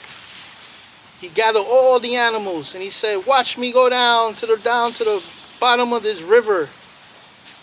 So he started swimming inside the water, and he, as hard as he could, he started swimming. Then he was losing his breath. He kept coming up. He says, wait a minute, I can't find the mud. And all the animals are like, you can do it, don't give up. And then once again, the grizzly bear took a deep breath, and he went down the river all the way down. Then it got dark and darker and darker, and then grizzly bear started becoming afraid. And all of a sudden, grizzly bear said, I can't do this. And he goes back to the surface of the water, and all the animals were disappointed with grizzly bear. It's like, grizzly bear, you're the strongest of all the animals. What are we gonna do if you can't get that mud? And then grizzly bear's like, I don't know, but we have to get that mud so we can create more water before the water disappears. And then all of a sudden, muskrat, little animal, comes and says, hey, wait a minute. I can go down there and I can gather some mud. And then everyone starts to laugh. Okay, everyone laugh. No, why you laughing at me? I can do it. I swim all the time in that river. He said, okay, muskrat, go for it, grizzly bear said. So muskrat jumps in the river, and he started going deeper and deeper and deeper. And just when he got really, really afraid, boom, his nose hit the mud. So then I said, I got it. So he came back to the surface of the water, and he started saying, hey, everyone, I got some mud. And it was right on his nose, a little speck of mud. And then the animal said, that's not mud. That's your boogers. I said, no, it's not. No, it's not. This is mud. So then grizzly bear comes, and he takes the piece of mud. He's like, well, it's too small for me to do anything with it.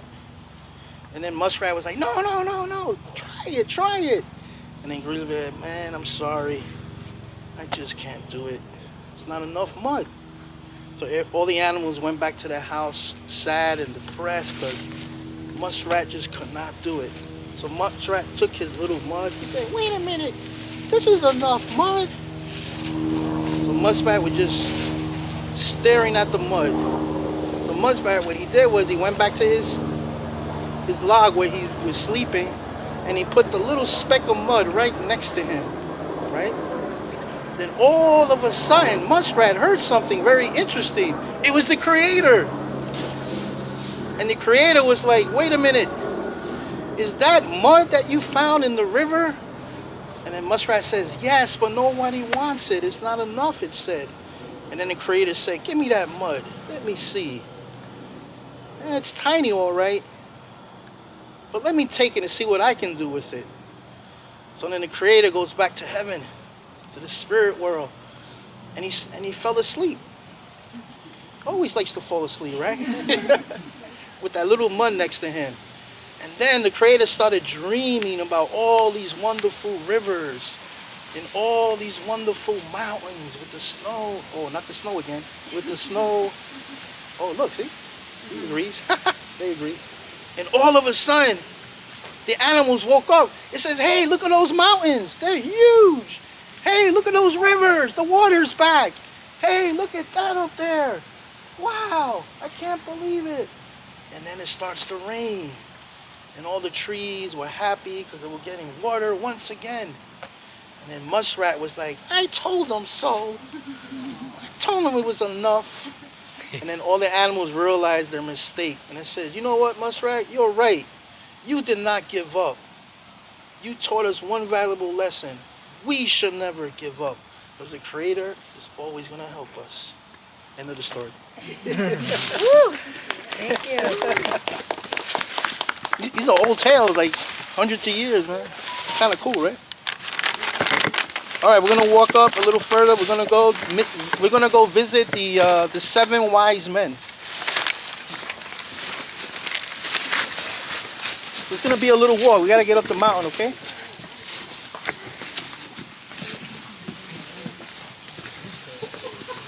Is anyone familiar with the Blue Trail?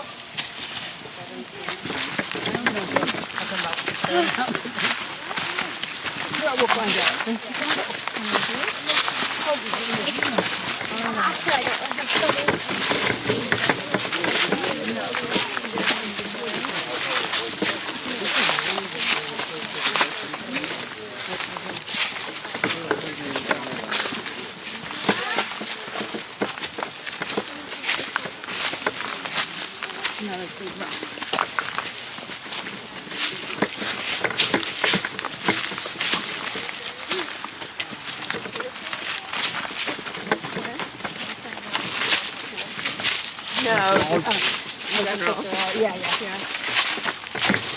Yeah, it's the female ginkgos that always smell.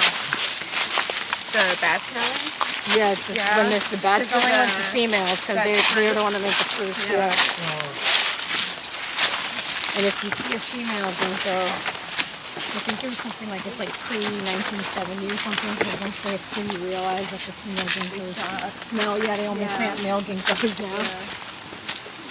Yeah, it's like hard to get the bad. I believe we gotta go right. Only plant like the male plants, so they don't have to do it with the I feel like all that pollen is just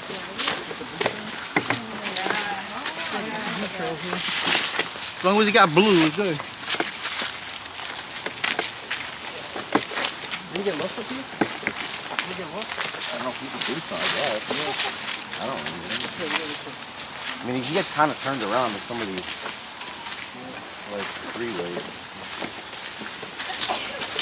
New York City organizational boards like they don't want to clean up the fruit. Yeah. I don't get lost, but there are places that I love that I can never find again. There's this one spot I just love, and I get it, and like I'm right now, and I can't find it anymore. Okay, there's the Blue Trail. There we go. We're good. There you go. I found an owl once here, and I buried it. I can never find it. There it is. Yeah, I buried it.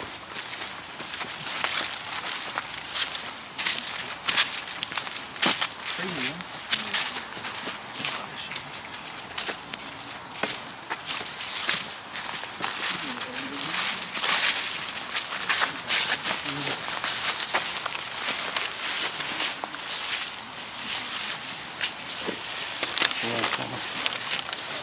Let's see if people catch up.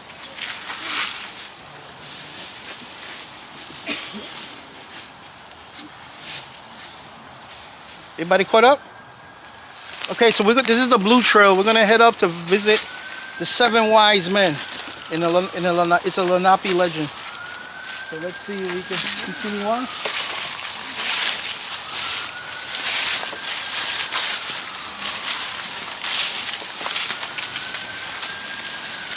We're good. We're not lost. We're not lost.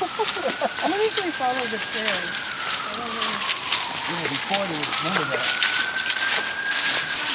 Oh wow. Hey guys, check this out. This is a gift. This is a super gift, and I'll explain why later. It's part of another story. You see these little pines? Try to grab a couple of them. Like what do you call those? The needles? Like the needles. Yeah, that's a good word. Yeah, the needles. Grab a couple of needles and put it in your hand. And then either Carlos or Dino's gonna put some tobacco for all of us down, okay? Because whenever you take something in nature, you gotta give a gift behind. If you don't have tobacco, it could be something else like candy or fruit. That's a traditional way of.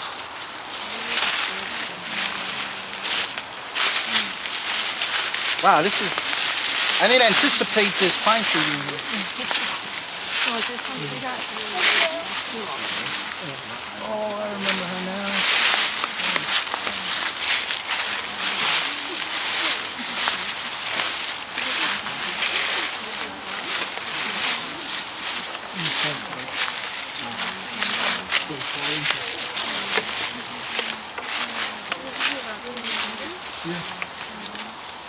Anybody still needs to go? You good? Okay, don't lose them. They're not. Keep them close to you. We're gonna use this later. Oh, we really don't need to have some.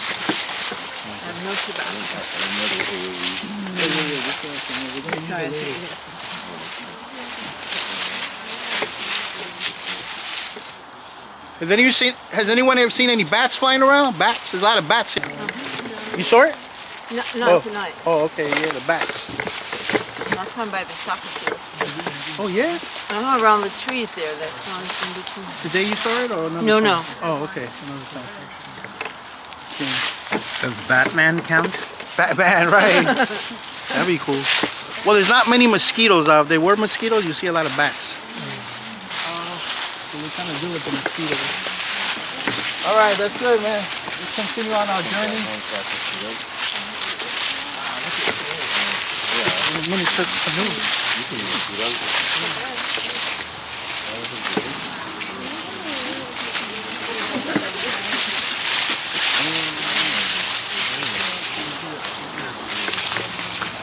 Wait, we should be going higher. We're going lower.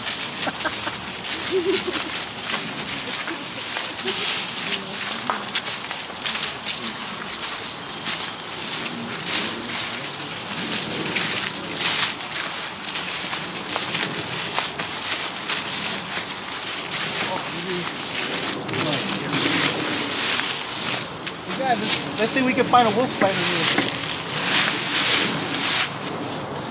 Any kind of spider. You can see there's people been eating, right? Some insects been eating here. It's kind of cool. You can see a lot at night. When you see insects, you're gonna find wolf spiders, but I can't see any webs. We'll keep walking. We'll find another tree later.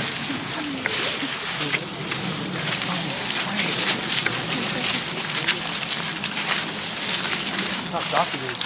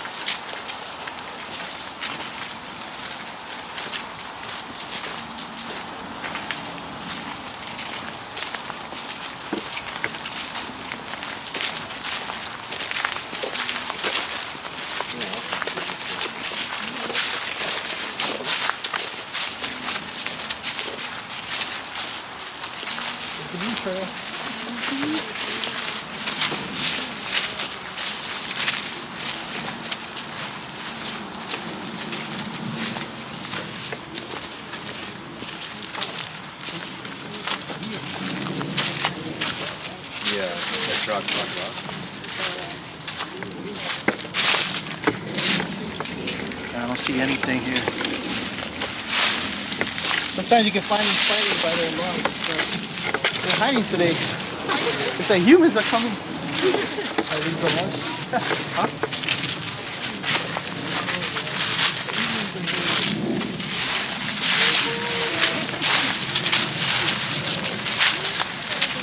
Okay, we're not lost. So look, the blue shirt.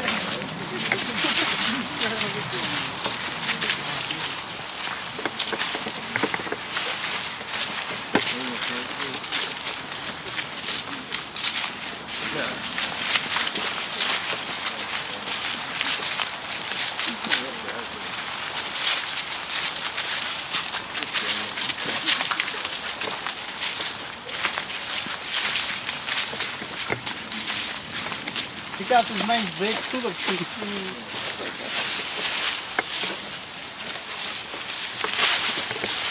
You know, I was gonna tell you guys that right now we're above the caves. The caves should be around there, so we're right above it. And there's a spring, but I can't hear it. Sometimes when it rains, you can hear the spring, but it's right down there. Well, it's very dangerous if you leave the trail, because you'll fall right down and fall into the trail. Just stay on the trail.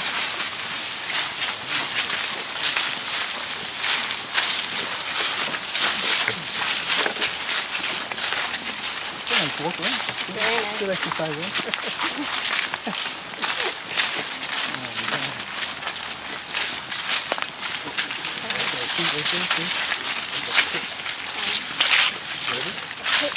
Oh yeah, it's a cliff, right? Oh yeah.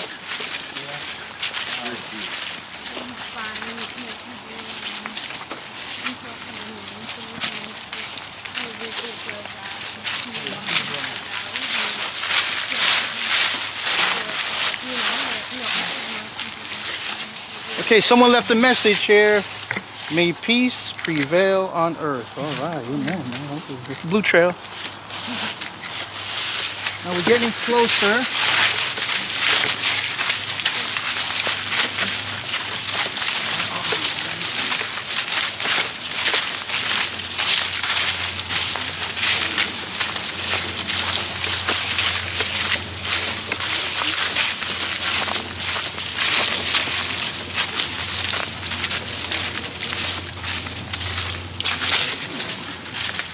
Come on, guys, come on.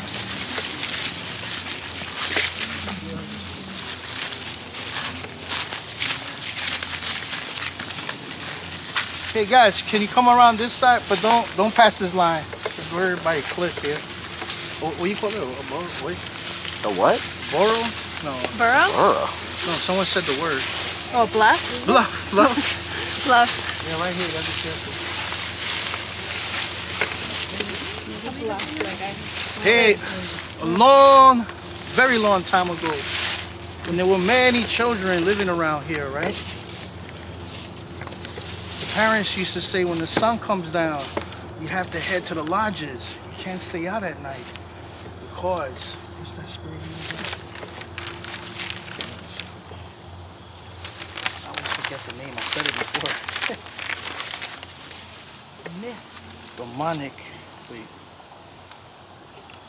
Manituwak will come and it will take you and we'll never see you again. Oh, there's a child right there.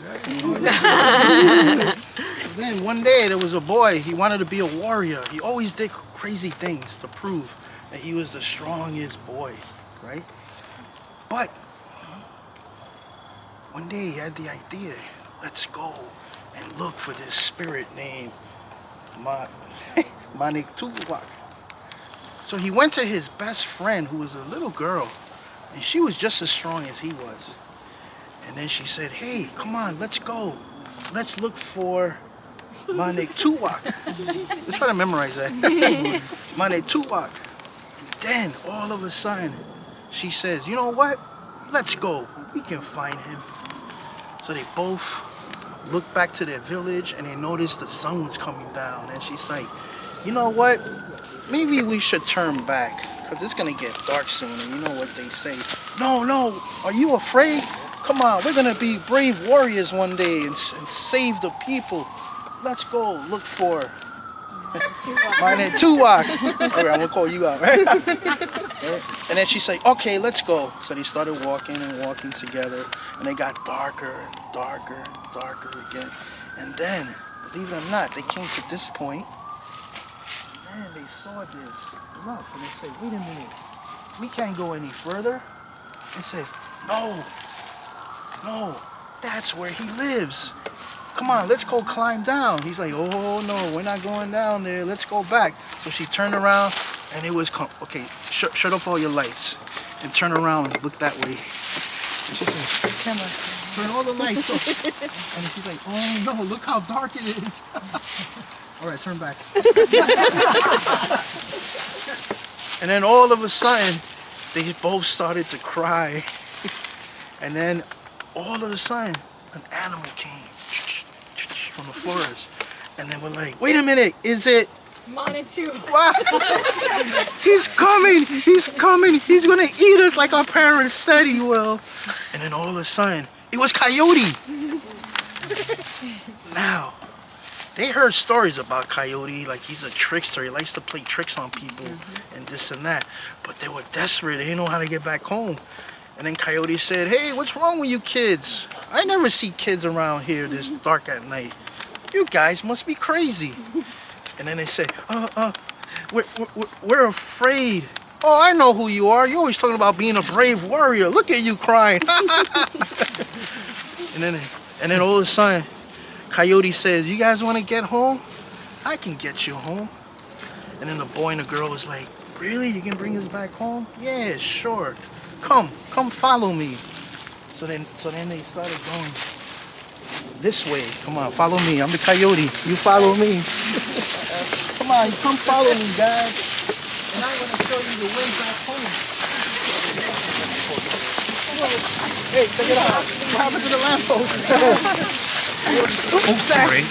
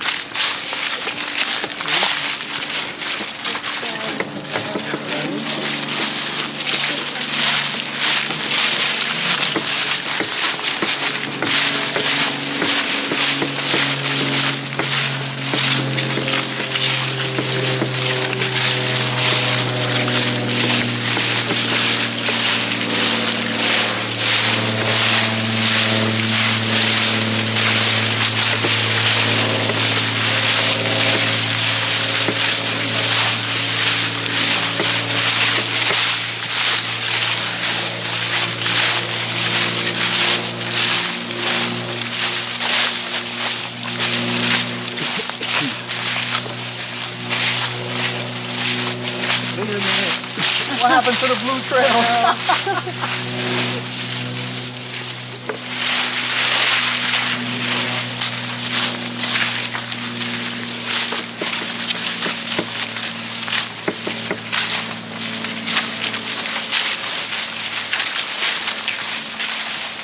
Okay, so then Coyote stopped right here. Okay, guys, get it together.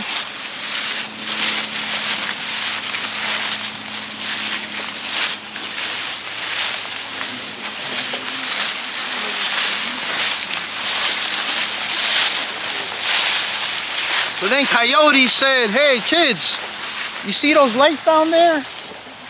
That's your tribe, and they're worried about you, and they've been searching for you and they gave up. Follow this trail and you will find your family. And then the boy and the girl said, Coyote, you're really nice. We misunderstood you. We always say nasty things about you. And he said, look, I'm here to help you. Don't worry about it. And then the kids started climbing down. And they started going down the hill little by little. But guess what? That coyote, it was all filled with poison ivy. And it had all these rose bushes. And all the kids started getting cut up and it started crying and it started itching. And all of a sudden, guess what they found? They found a whole village of mosquitoes. Oh, man. No. And it's like, oh, look, I can't take this anymore. And then all of a sudden it said, no, we must be brave. We must be brave. So they went down, down, down. And guess what they found? They found their parents. Their parents were looking for them. And then they were really happy, right? They started screaming and yelling. And they all started hugging and hugging. And then the parents were saying, where were you? And they were scared to say, well, we got lost. And we really didn't want to go in the woods. And then we met Coyote. And he says, Coyote? He said, yeah, he helped us get down the hill. He saved our lives. And then it says, wait a minute, can you describe this coyote? And they started describing. He had big ears and round eyes and funny looking nose, big fluffy tail. And it says, wait a minute. That's not Coyote, that's Manitowoc. What? Oh. Coyote was Manitowoc. There you go. Okay, we got one more story, and then we'll go back down the hill.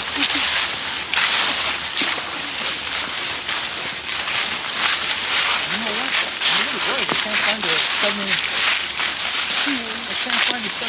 men.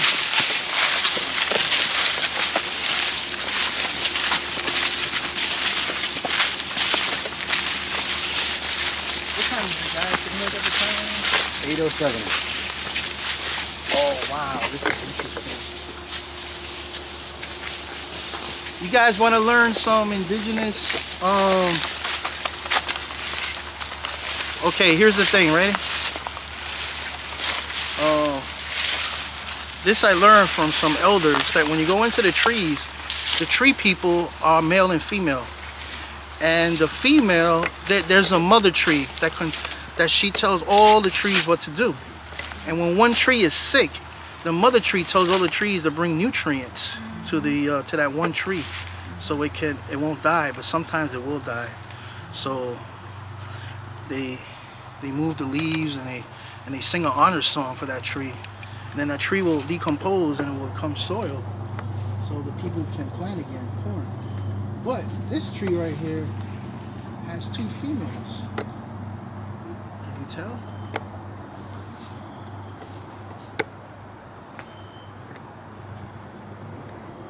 It's upside down. Can you tell? 2 legs. There you go. It's a female tree. Let's see if we can find a male. There's usually a male around. So far.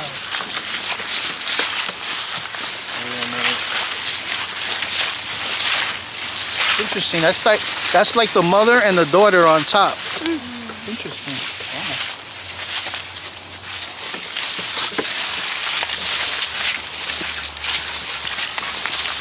Oh, we used to be able to see the leg? See the leg?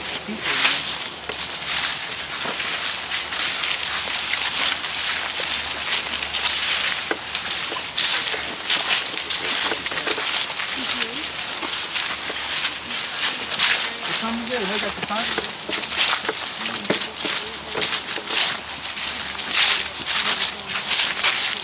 You look at the time? 8:09. Oh yeah. How we doing? We got half hour left.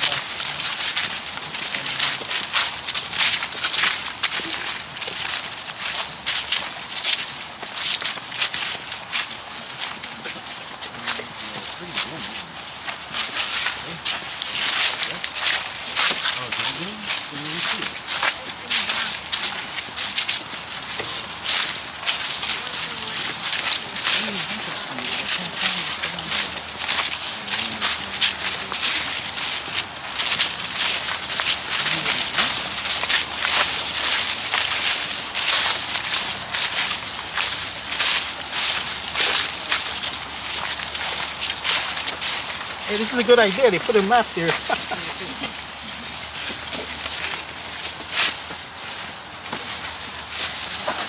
We're up here. The stones. Damn, the stone people. We passed it right by. What were we looking for? See, we were here. Yeah, this is where we came out the top when we went past the kettle hole. So we came this way. Okay, let's Really? look. Yeah. Huh? Yeah. Where are we trying to get to? Oh, around here. Right there, around here. Oh. They took a detour. How did we get up here? Are you following a blue we gotta trail? improvise now. The blue trail.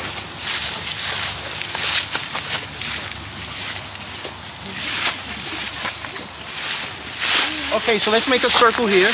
Make a circle. Wow, a lot of female trees, dude.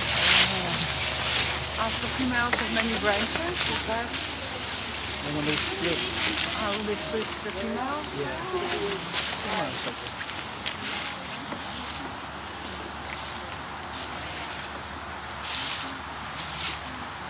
No, I want to go up there. We'll definitely get lost. Okay, here's the last story of the night, then we'll head back, alright? So this is a very ancient story from the Lenape. A long time ago, there were 7 wise men. They never grew old, and they lived for generation to generation. We don't know how they were created, people say. But they were just created, and it was special. You know why they were special? Because they answered every question. If you had a question, they had an answer. So whenever the tribe was upset or there was some disturbance, there was a drought, there was something going on, the 7 wise men will always have an answer, and the people will survive. But then one day, the 7 wise men got together and they spoke to Grandma. Grandma, she was the Grandma Council. And they told the Grandma Council, Grandma, we have to leave. We're tired of answering all these questions. We just want to move away from the people. And then Grandma said, you can't leave us. You can never leave us humans. Because if you leave, who's going to solve our problems? And he says, well, maybe just a short bit. We'll come back. You guys know what to do. And then Grandma said, please don't go very far. So guess what? The 7 wise men were a little guilty, but they kept walking far away from the village. And guess what? They enter a forest just like this. And they turned into stones. Nice big stones, which I got lost. It's back there somewhere. So they were huge stones. And then, guess what? The humans were following them, and they didn't know it. So little by little, when the coast was clear, they went to the stones. And they said, hey, stone, I have a question for you. They didn't hear anything. Then another person came, hey, stone, I have a question for you. Now, according to the legend, if you take a stone and you put it to your ear, and if you're patient enough, it will answer you back. And that's what the people did. They got really patient people, and they waited for years to get an answer.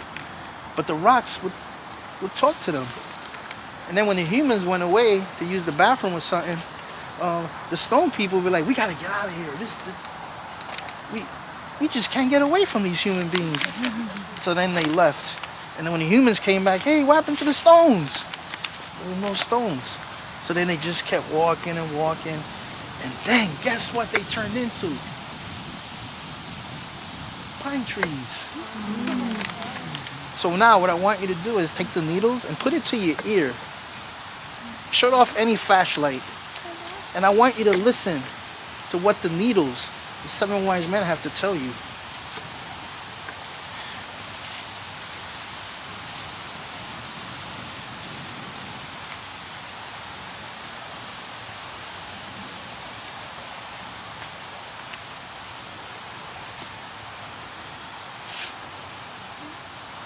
Okay. The pine trees were like, no, we can't take this anymore. Humans are always fighting us. So they got a big council together. They said, okay, we have the power to become stones. We have the power to become pine trees. And these humans still fight us. We're tired of answering their questions. What are we going to do? And then the oldest elder said, I have an idea. It was a grandmother thousands of years ago told me this. If we ever get tired, we can turn into stars. And then the people can look up to space and they can go in their canoes and never get lost because of the stars. And then they say, now you tell us. So they turned into stars. 7 powerful stars that to this day, the humans, when they look up to space, what they call that, the Pleiades? There you go. So whenever you see the Pleiades, the 7 stars, that's the 7 wise men. They're resting up there, but they're still helping human beings. Thank you. You know what? I like this. Thank you. I like this space, right? I have a song for you guys as a gift for coming out far away from wherever you are, where you're from. You could have been anywhere, but look, we're on top of this mountain. Forever wild, Manhattan, the land of many hills.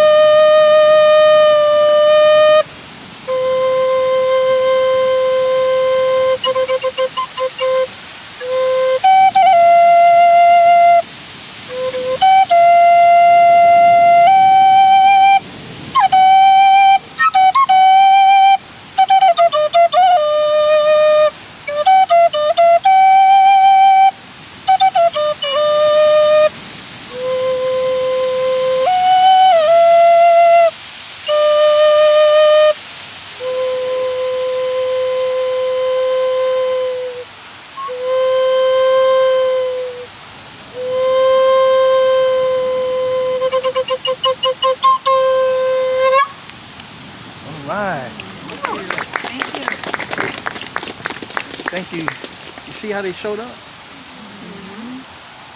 Many people call this win. We call it, the ancestors are saying, hey guys, you guys are awesome. Just watch that coyote, man. He got me lost. You saw the map, right? Gee, those 7 beautiful stones. That's all right. We got the pine. Oh, we had to come this way because of the pine needles, right? That's why. See, Coyote's smart. Thank you, Coyote. It was actually Monotuak. Whoa! You say his name. Wow. Oh, no, not to say his name. He will show up. Well, might. No, it's all right. It's cool. Let's go this way. Actually, that's a very good point. Let me just mention that. I don't want to get into religion or anything, but a lot of these stories you find there's no good versus evil. It's just living, and it gets nutty. So you try to find a balance between life and when life gets a little chaotic. Find the middle. That's why Coyote helps out all the time. Let's head back. Let's see where we get lost. It's better. The other way. Over here, right? Man, there's a trail that we can take, but I don't want to take that trail. Right here, we can just go like that. Yeah. Like go straight down and then take the rest. I mean, I'm sure you know better. Yeah. But, because if we go back, it'll be a lot more. Yeah. Right? We need to get here. Yeah, we need to get here. Well, the entrance to the park. We started off here, right? At the bathroom. So let's, So like if we go all the way back, it's your call. the only thing is, where's north, where's south? I'm lost. We're I That's can north. tell you. North. Yeah. So this is. Yep, north is the top. Okay, so Up we have here. to go. We have to go west. So this We goes have to to the go loop around south, to back to the southeast. rock. Southeast. We need to go to southeast. Like we're close to the rock. It's right down there. We're here. Yeah, because there's a trail. It just loops around right Did you there. see the trail that we can go to the forest? Yeah, but I think this you looping around is better. All right, let's do it. Yeah, I think it'll be quicker. It'll be quicker, right? Because there's a trail, so Yeah. we're past it, but. You can go this way. All right, so let's go this way, guys. This trail I don't know, but now I'm just kidding. Yeah. Now who's a coyote? See, 'cause that's civilization right there. This one will take us all the way to the edge of the highway, the Henry Hudson. Oh, we don't want to go there. And then you can stop. The Henry Hudson? We don't want to go that way. Yeah, look. But then it takes you down that big loop. See? Oh, okay. Yeah. So this one will take, it'll wind, it'll come right up to the highway and then swing back. Okay, good. But it's all downhill. At least in most of it. Oh, you know the path, the trail here? Yeah, but it's a little maybe, yeah. It's a little dangerous, yeah? She's going downhill. It's really different. Hey guys, before we go, take a group picture.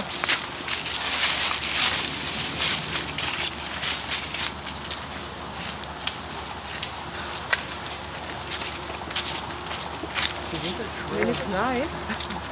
So this is a trail that we passed. It's really nice. It goes into that. But it's kind of steep. Have you been to that trail? It's like, I think the one that goes back to the rock. yeah. Yeah, yeah. It's a nice trail, right? Yeah, I like it. Oh, it's coming up? I think it's coming. There's 2 entrances, I think. And it has like it has a place where you can sit. Have you been Yeah, a there? stone where you can sit. It's scary there. I don't know if it's scary, but I'm still up.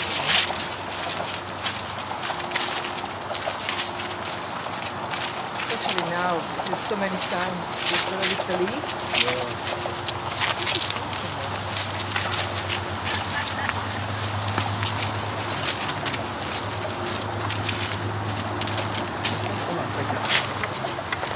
There's no spiders.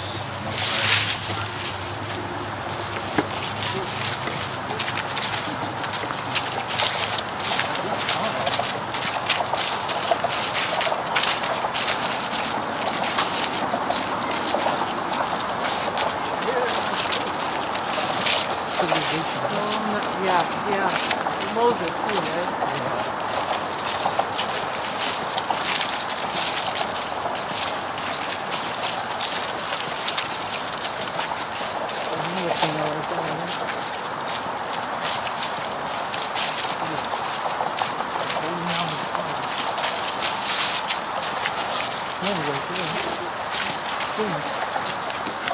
Oh, is it there?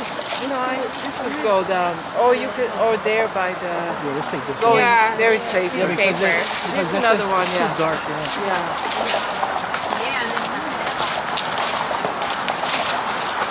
But that curtain kind of like. It's a little uneven. Yeah. Yeah, it's uneven.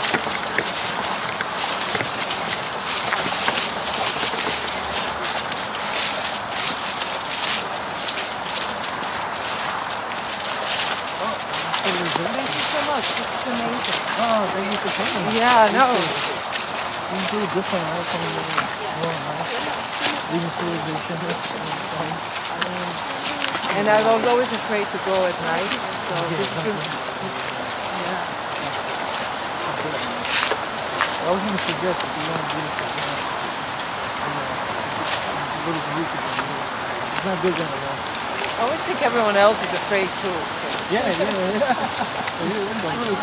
and I came. Long Yeah. Oh, really? Yeah. All the way up. We were going up. Yeah. That's a shame. Yeah, I know, right?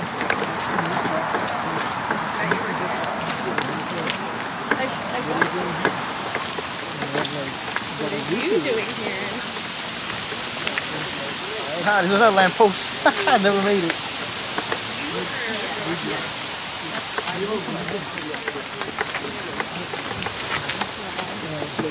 I love that they're just leaving them. Yeah, it's on our budget, right? You don't know. You don't know. Because it's a different, takes a different kind of space. You don't have this space. Yeah, to become, you have to have that. Who would have blue trail to go off on? We were on the trail for a while. I think we should try to do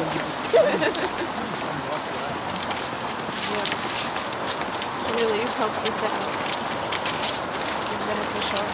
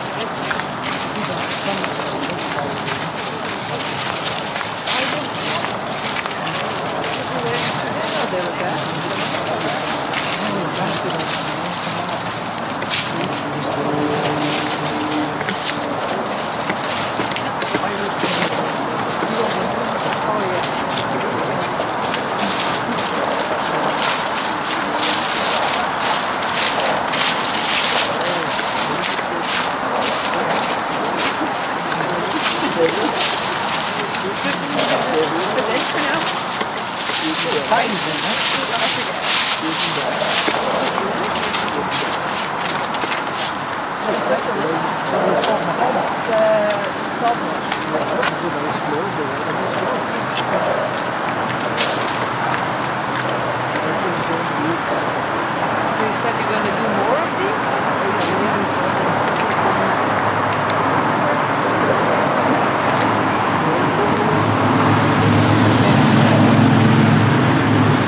Pretty cool.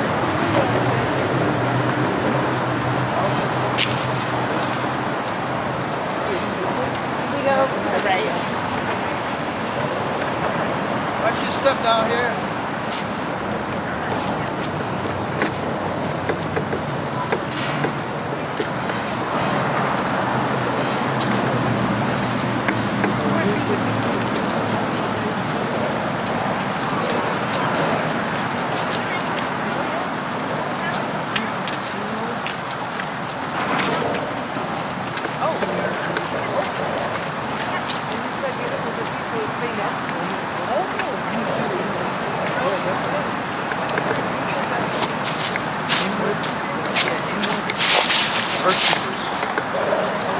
great.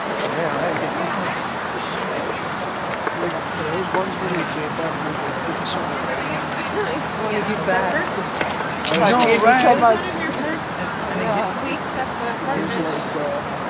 It was faster. Like you had to start with so slow. Where are you from? Originally from Switzerland. Yeah. Speed, I haven't learned. The snow, right? Yeah. You know, I realize it now that I'm here. I've been here 30 years. What? Yeah. You're 20 Really? Yeah? She just like fell into the He's kind of healing, right? You look good right now, yeah. I did, I ran faster. People, right? And then she started. Whatever we're doing now is not working. Right, it's not working, right? Can I say it's my special property?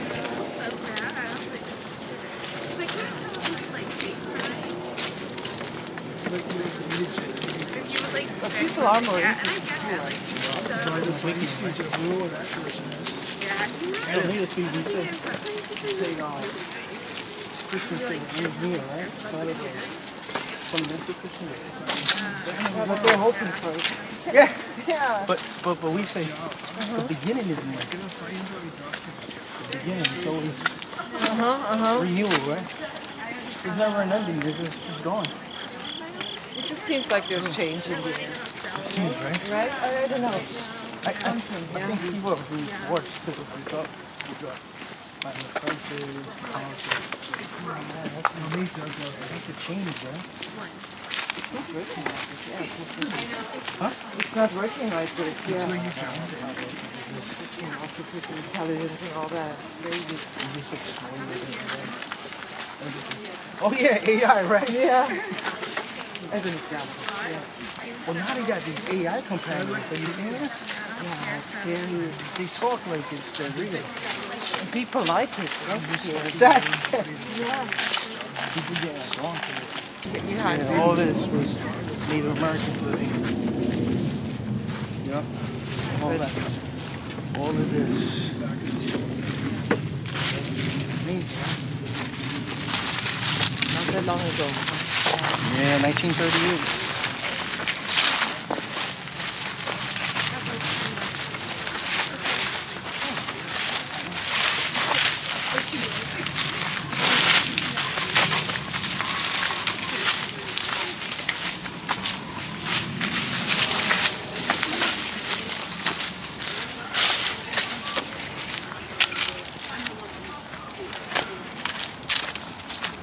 Let me just make one final announcement. I just have one final announcement to make. One final story. Nah, it's not a story. It's just I just want to mention that if anyone wants to volunteer or wants to be updated any events that I want to organize with the Shiraka Park Earthkeepers, InwoodEarthkeepers@gmail.com.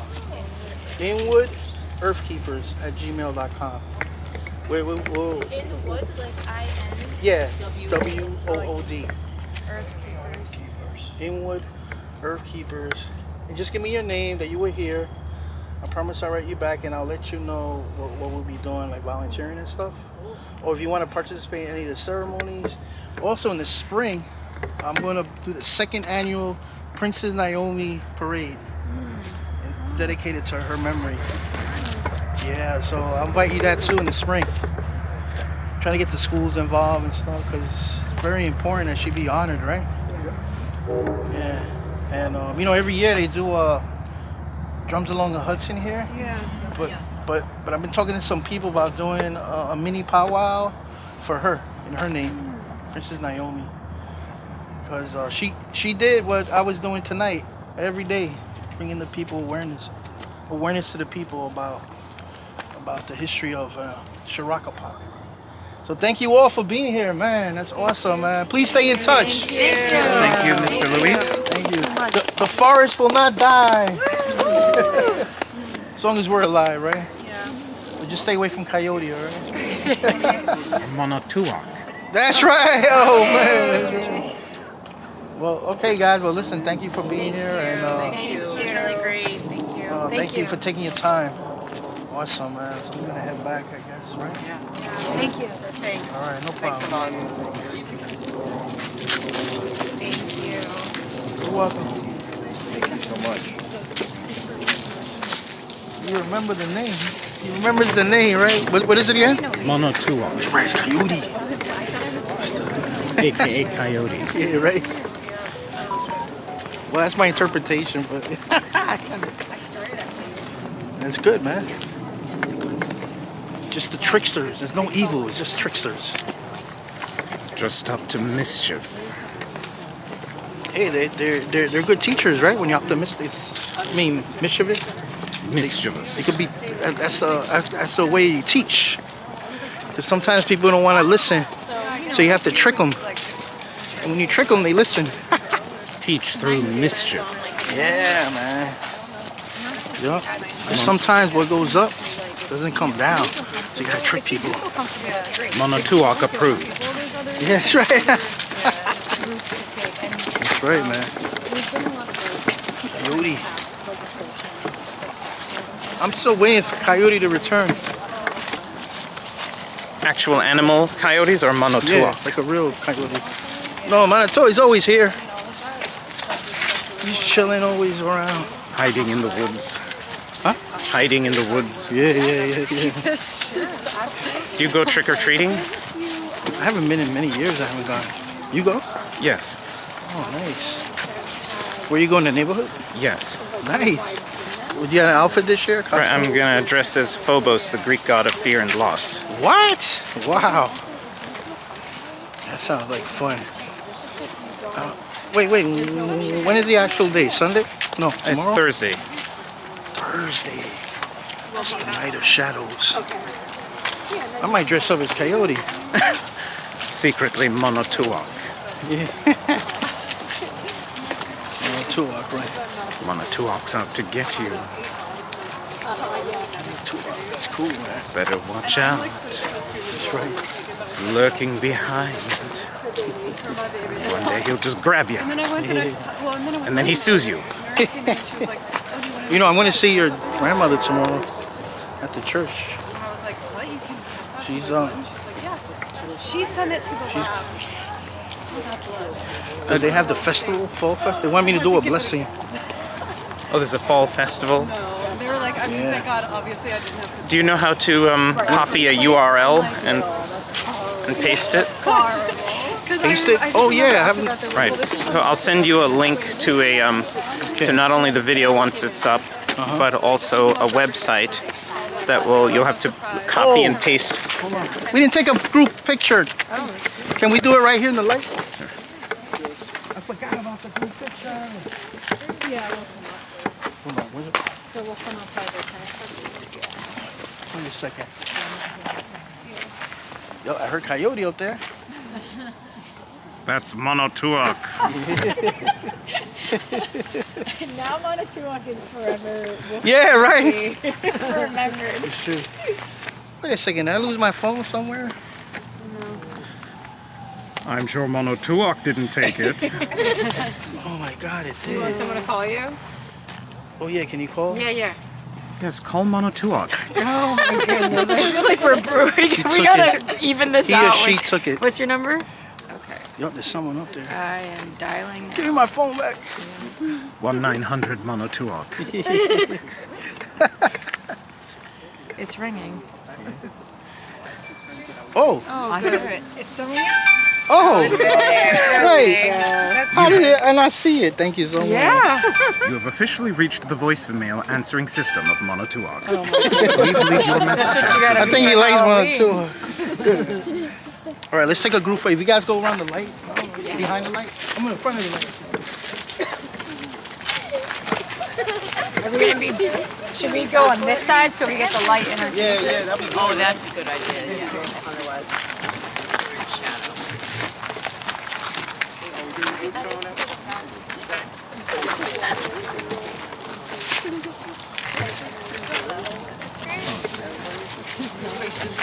Oh, wait. You can tell the whole shit. I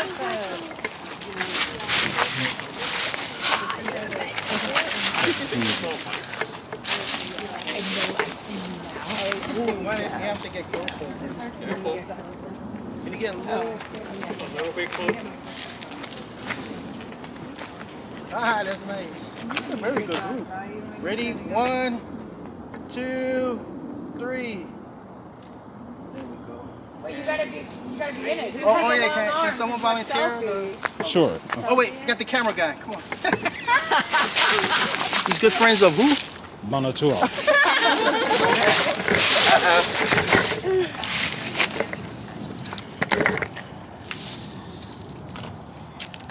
This white button takes the photo? Yes. Everyone say Mono Tuok. Coyote. All right, thank you. I'll send this to New York City Forest. Yay! We are defenders of the forest.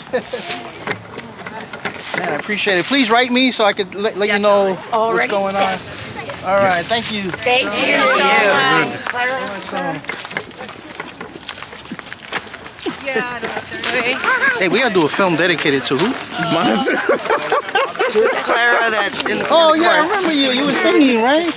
You were great that day. Wow. Oh, so I didn't recognize her. Wow. Out of context.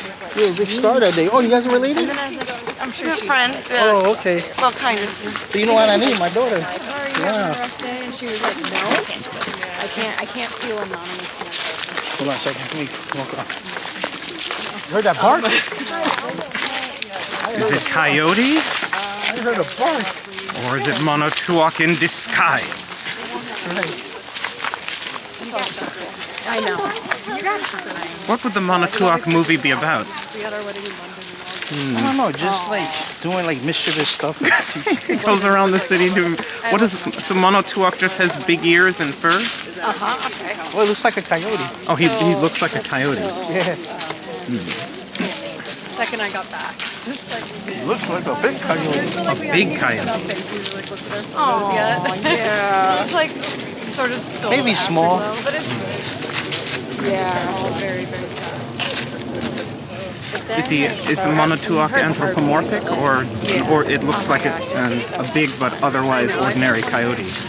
well, it's starting. You know what? He probably is a what do you call it? Shapeshifter. Oh. Yeah. I think once I feel more. What is Mono Tuok's natural form is the coyote, but it could take other forms? You ever heard of Sasquatch? Yes. There you go. Oh, it looks like a Sasquatch. I'm thinking. Oh, okay. You too? Yes. So we could use that in the Mono Tuok movie. Yeah. Sasquatch. It was a village in the Inuit people. No, not Inuit. The Tinkle people. They fought the Sasquatches. But little did they know that it was actually Mono Tuok. But they can't say that for copyright reasons. Mono Tuok is still battling them in the courts. See, here he is. That's right. I got him when I was. Is that how Mono Tuok sues people? Just hear a bark, then the next day in the mailbox you receive a lawsuit, a cease and desist. Yeah. That's right. Oh.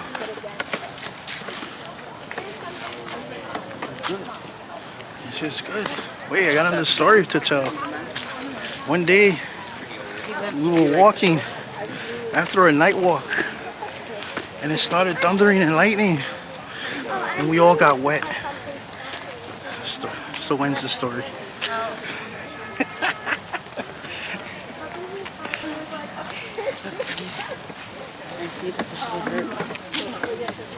Be safe, everybody.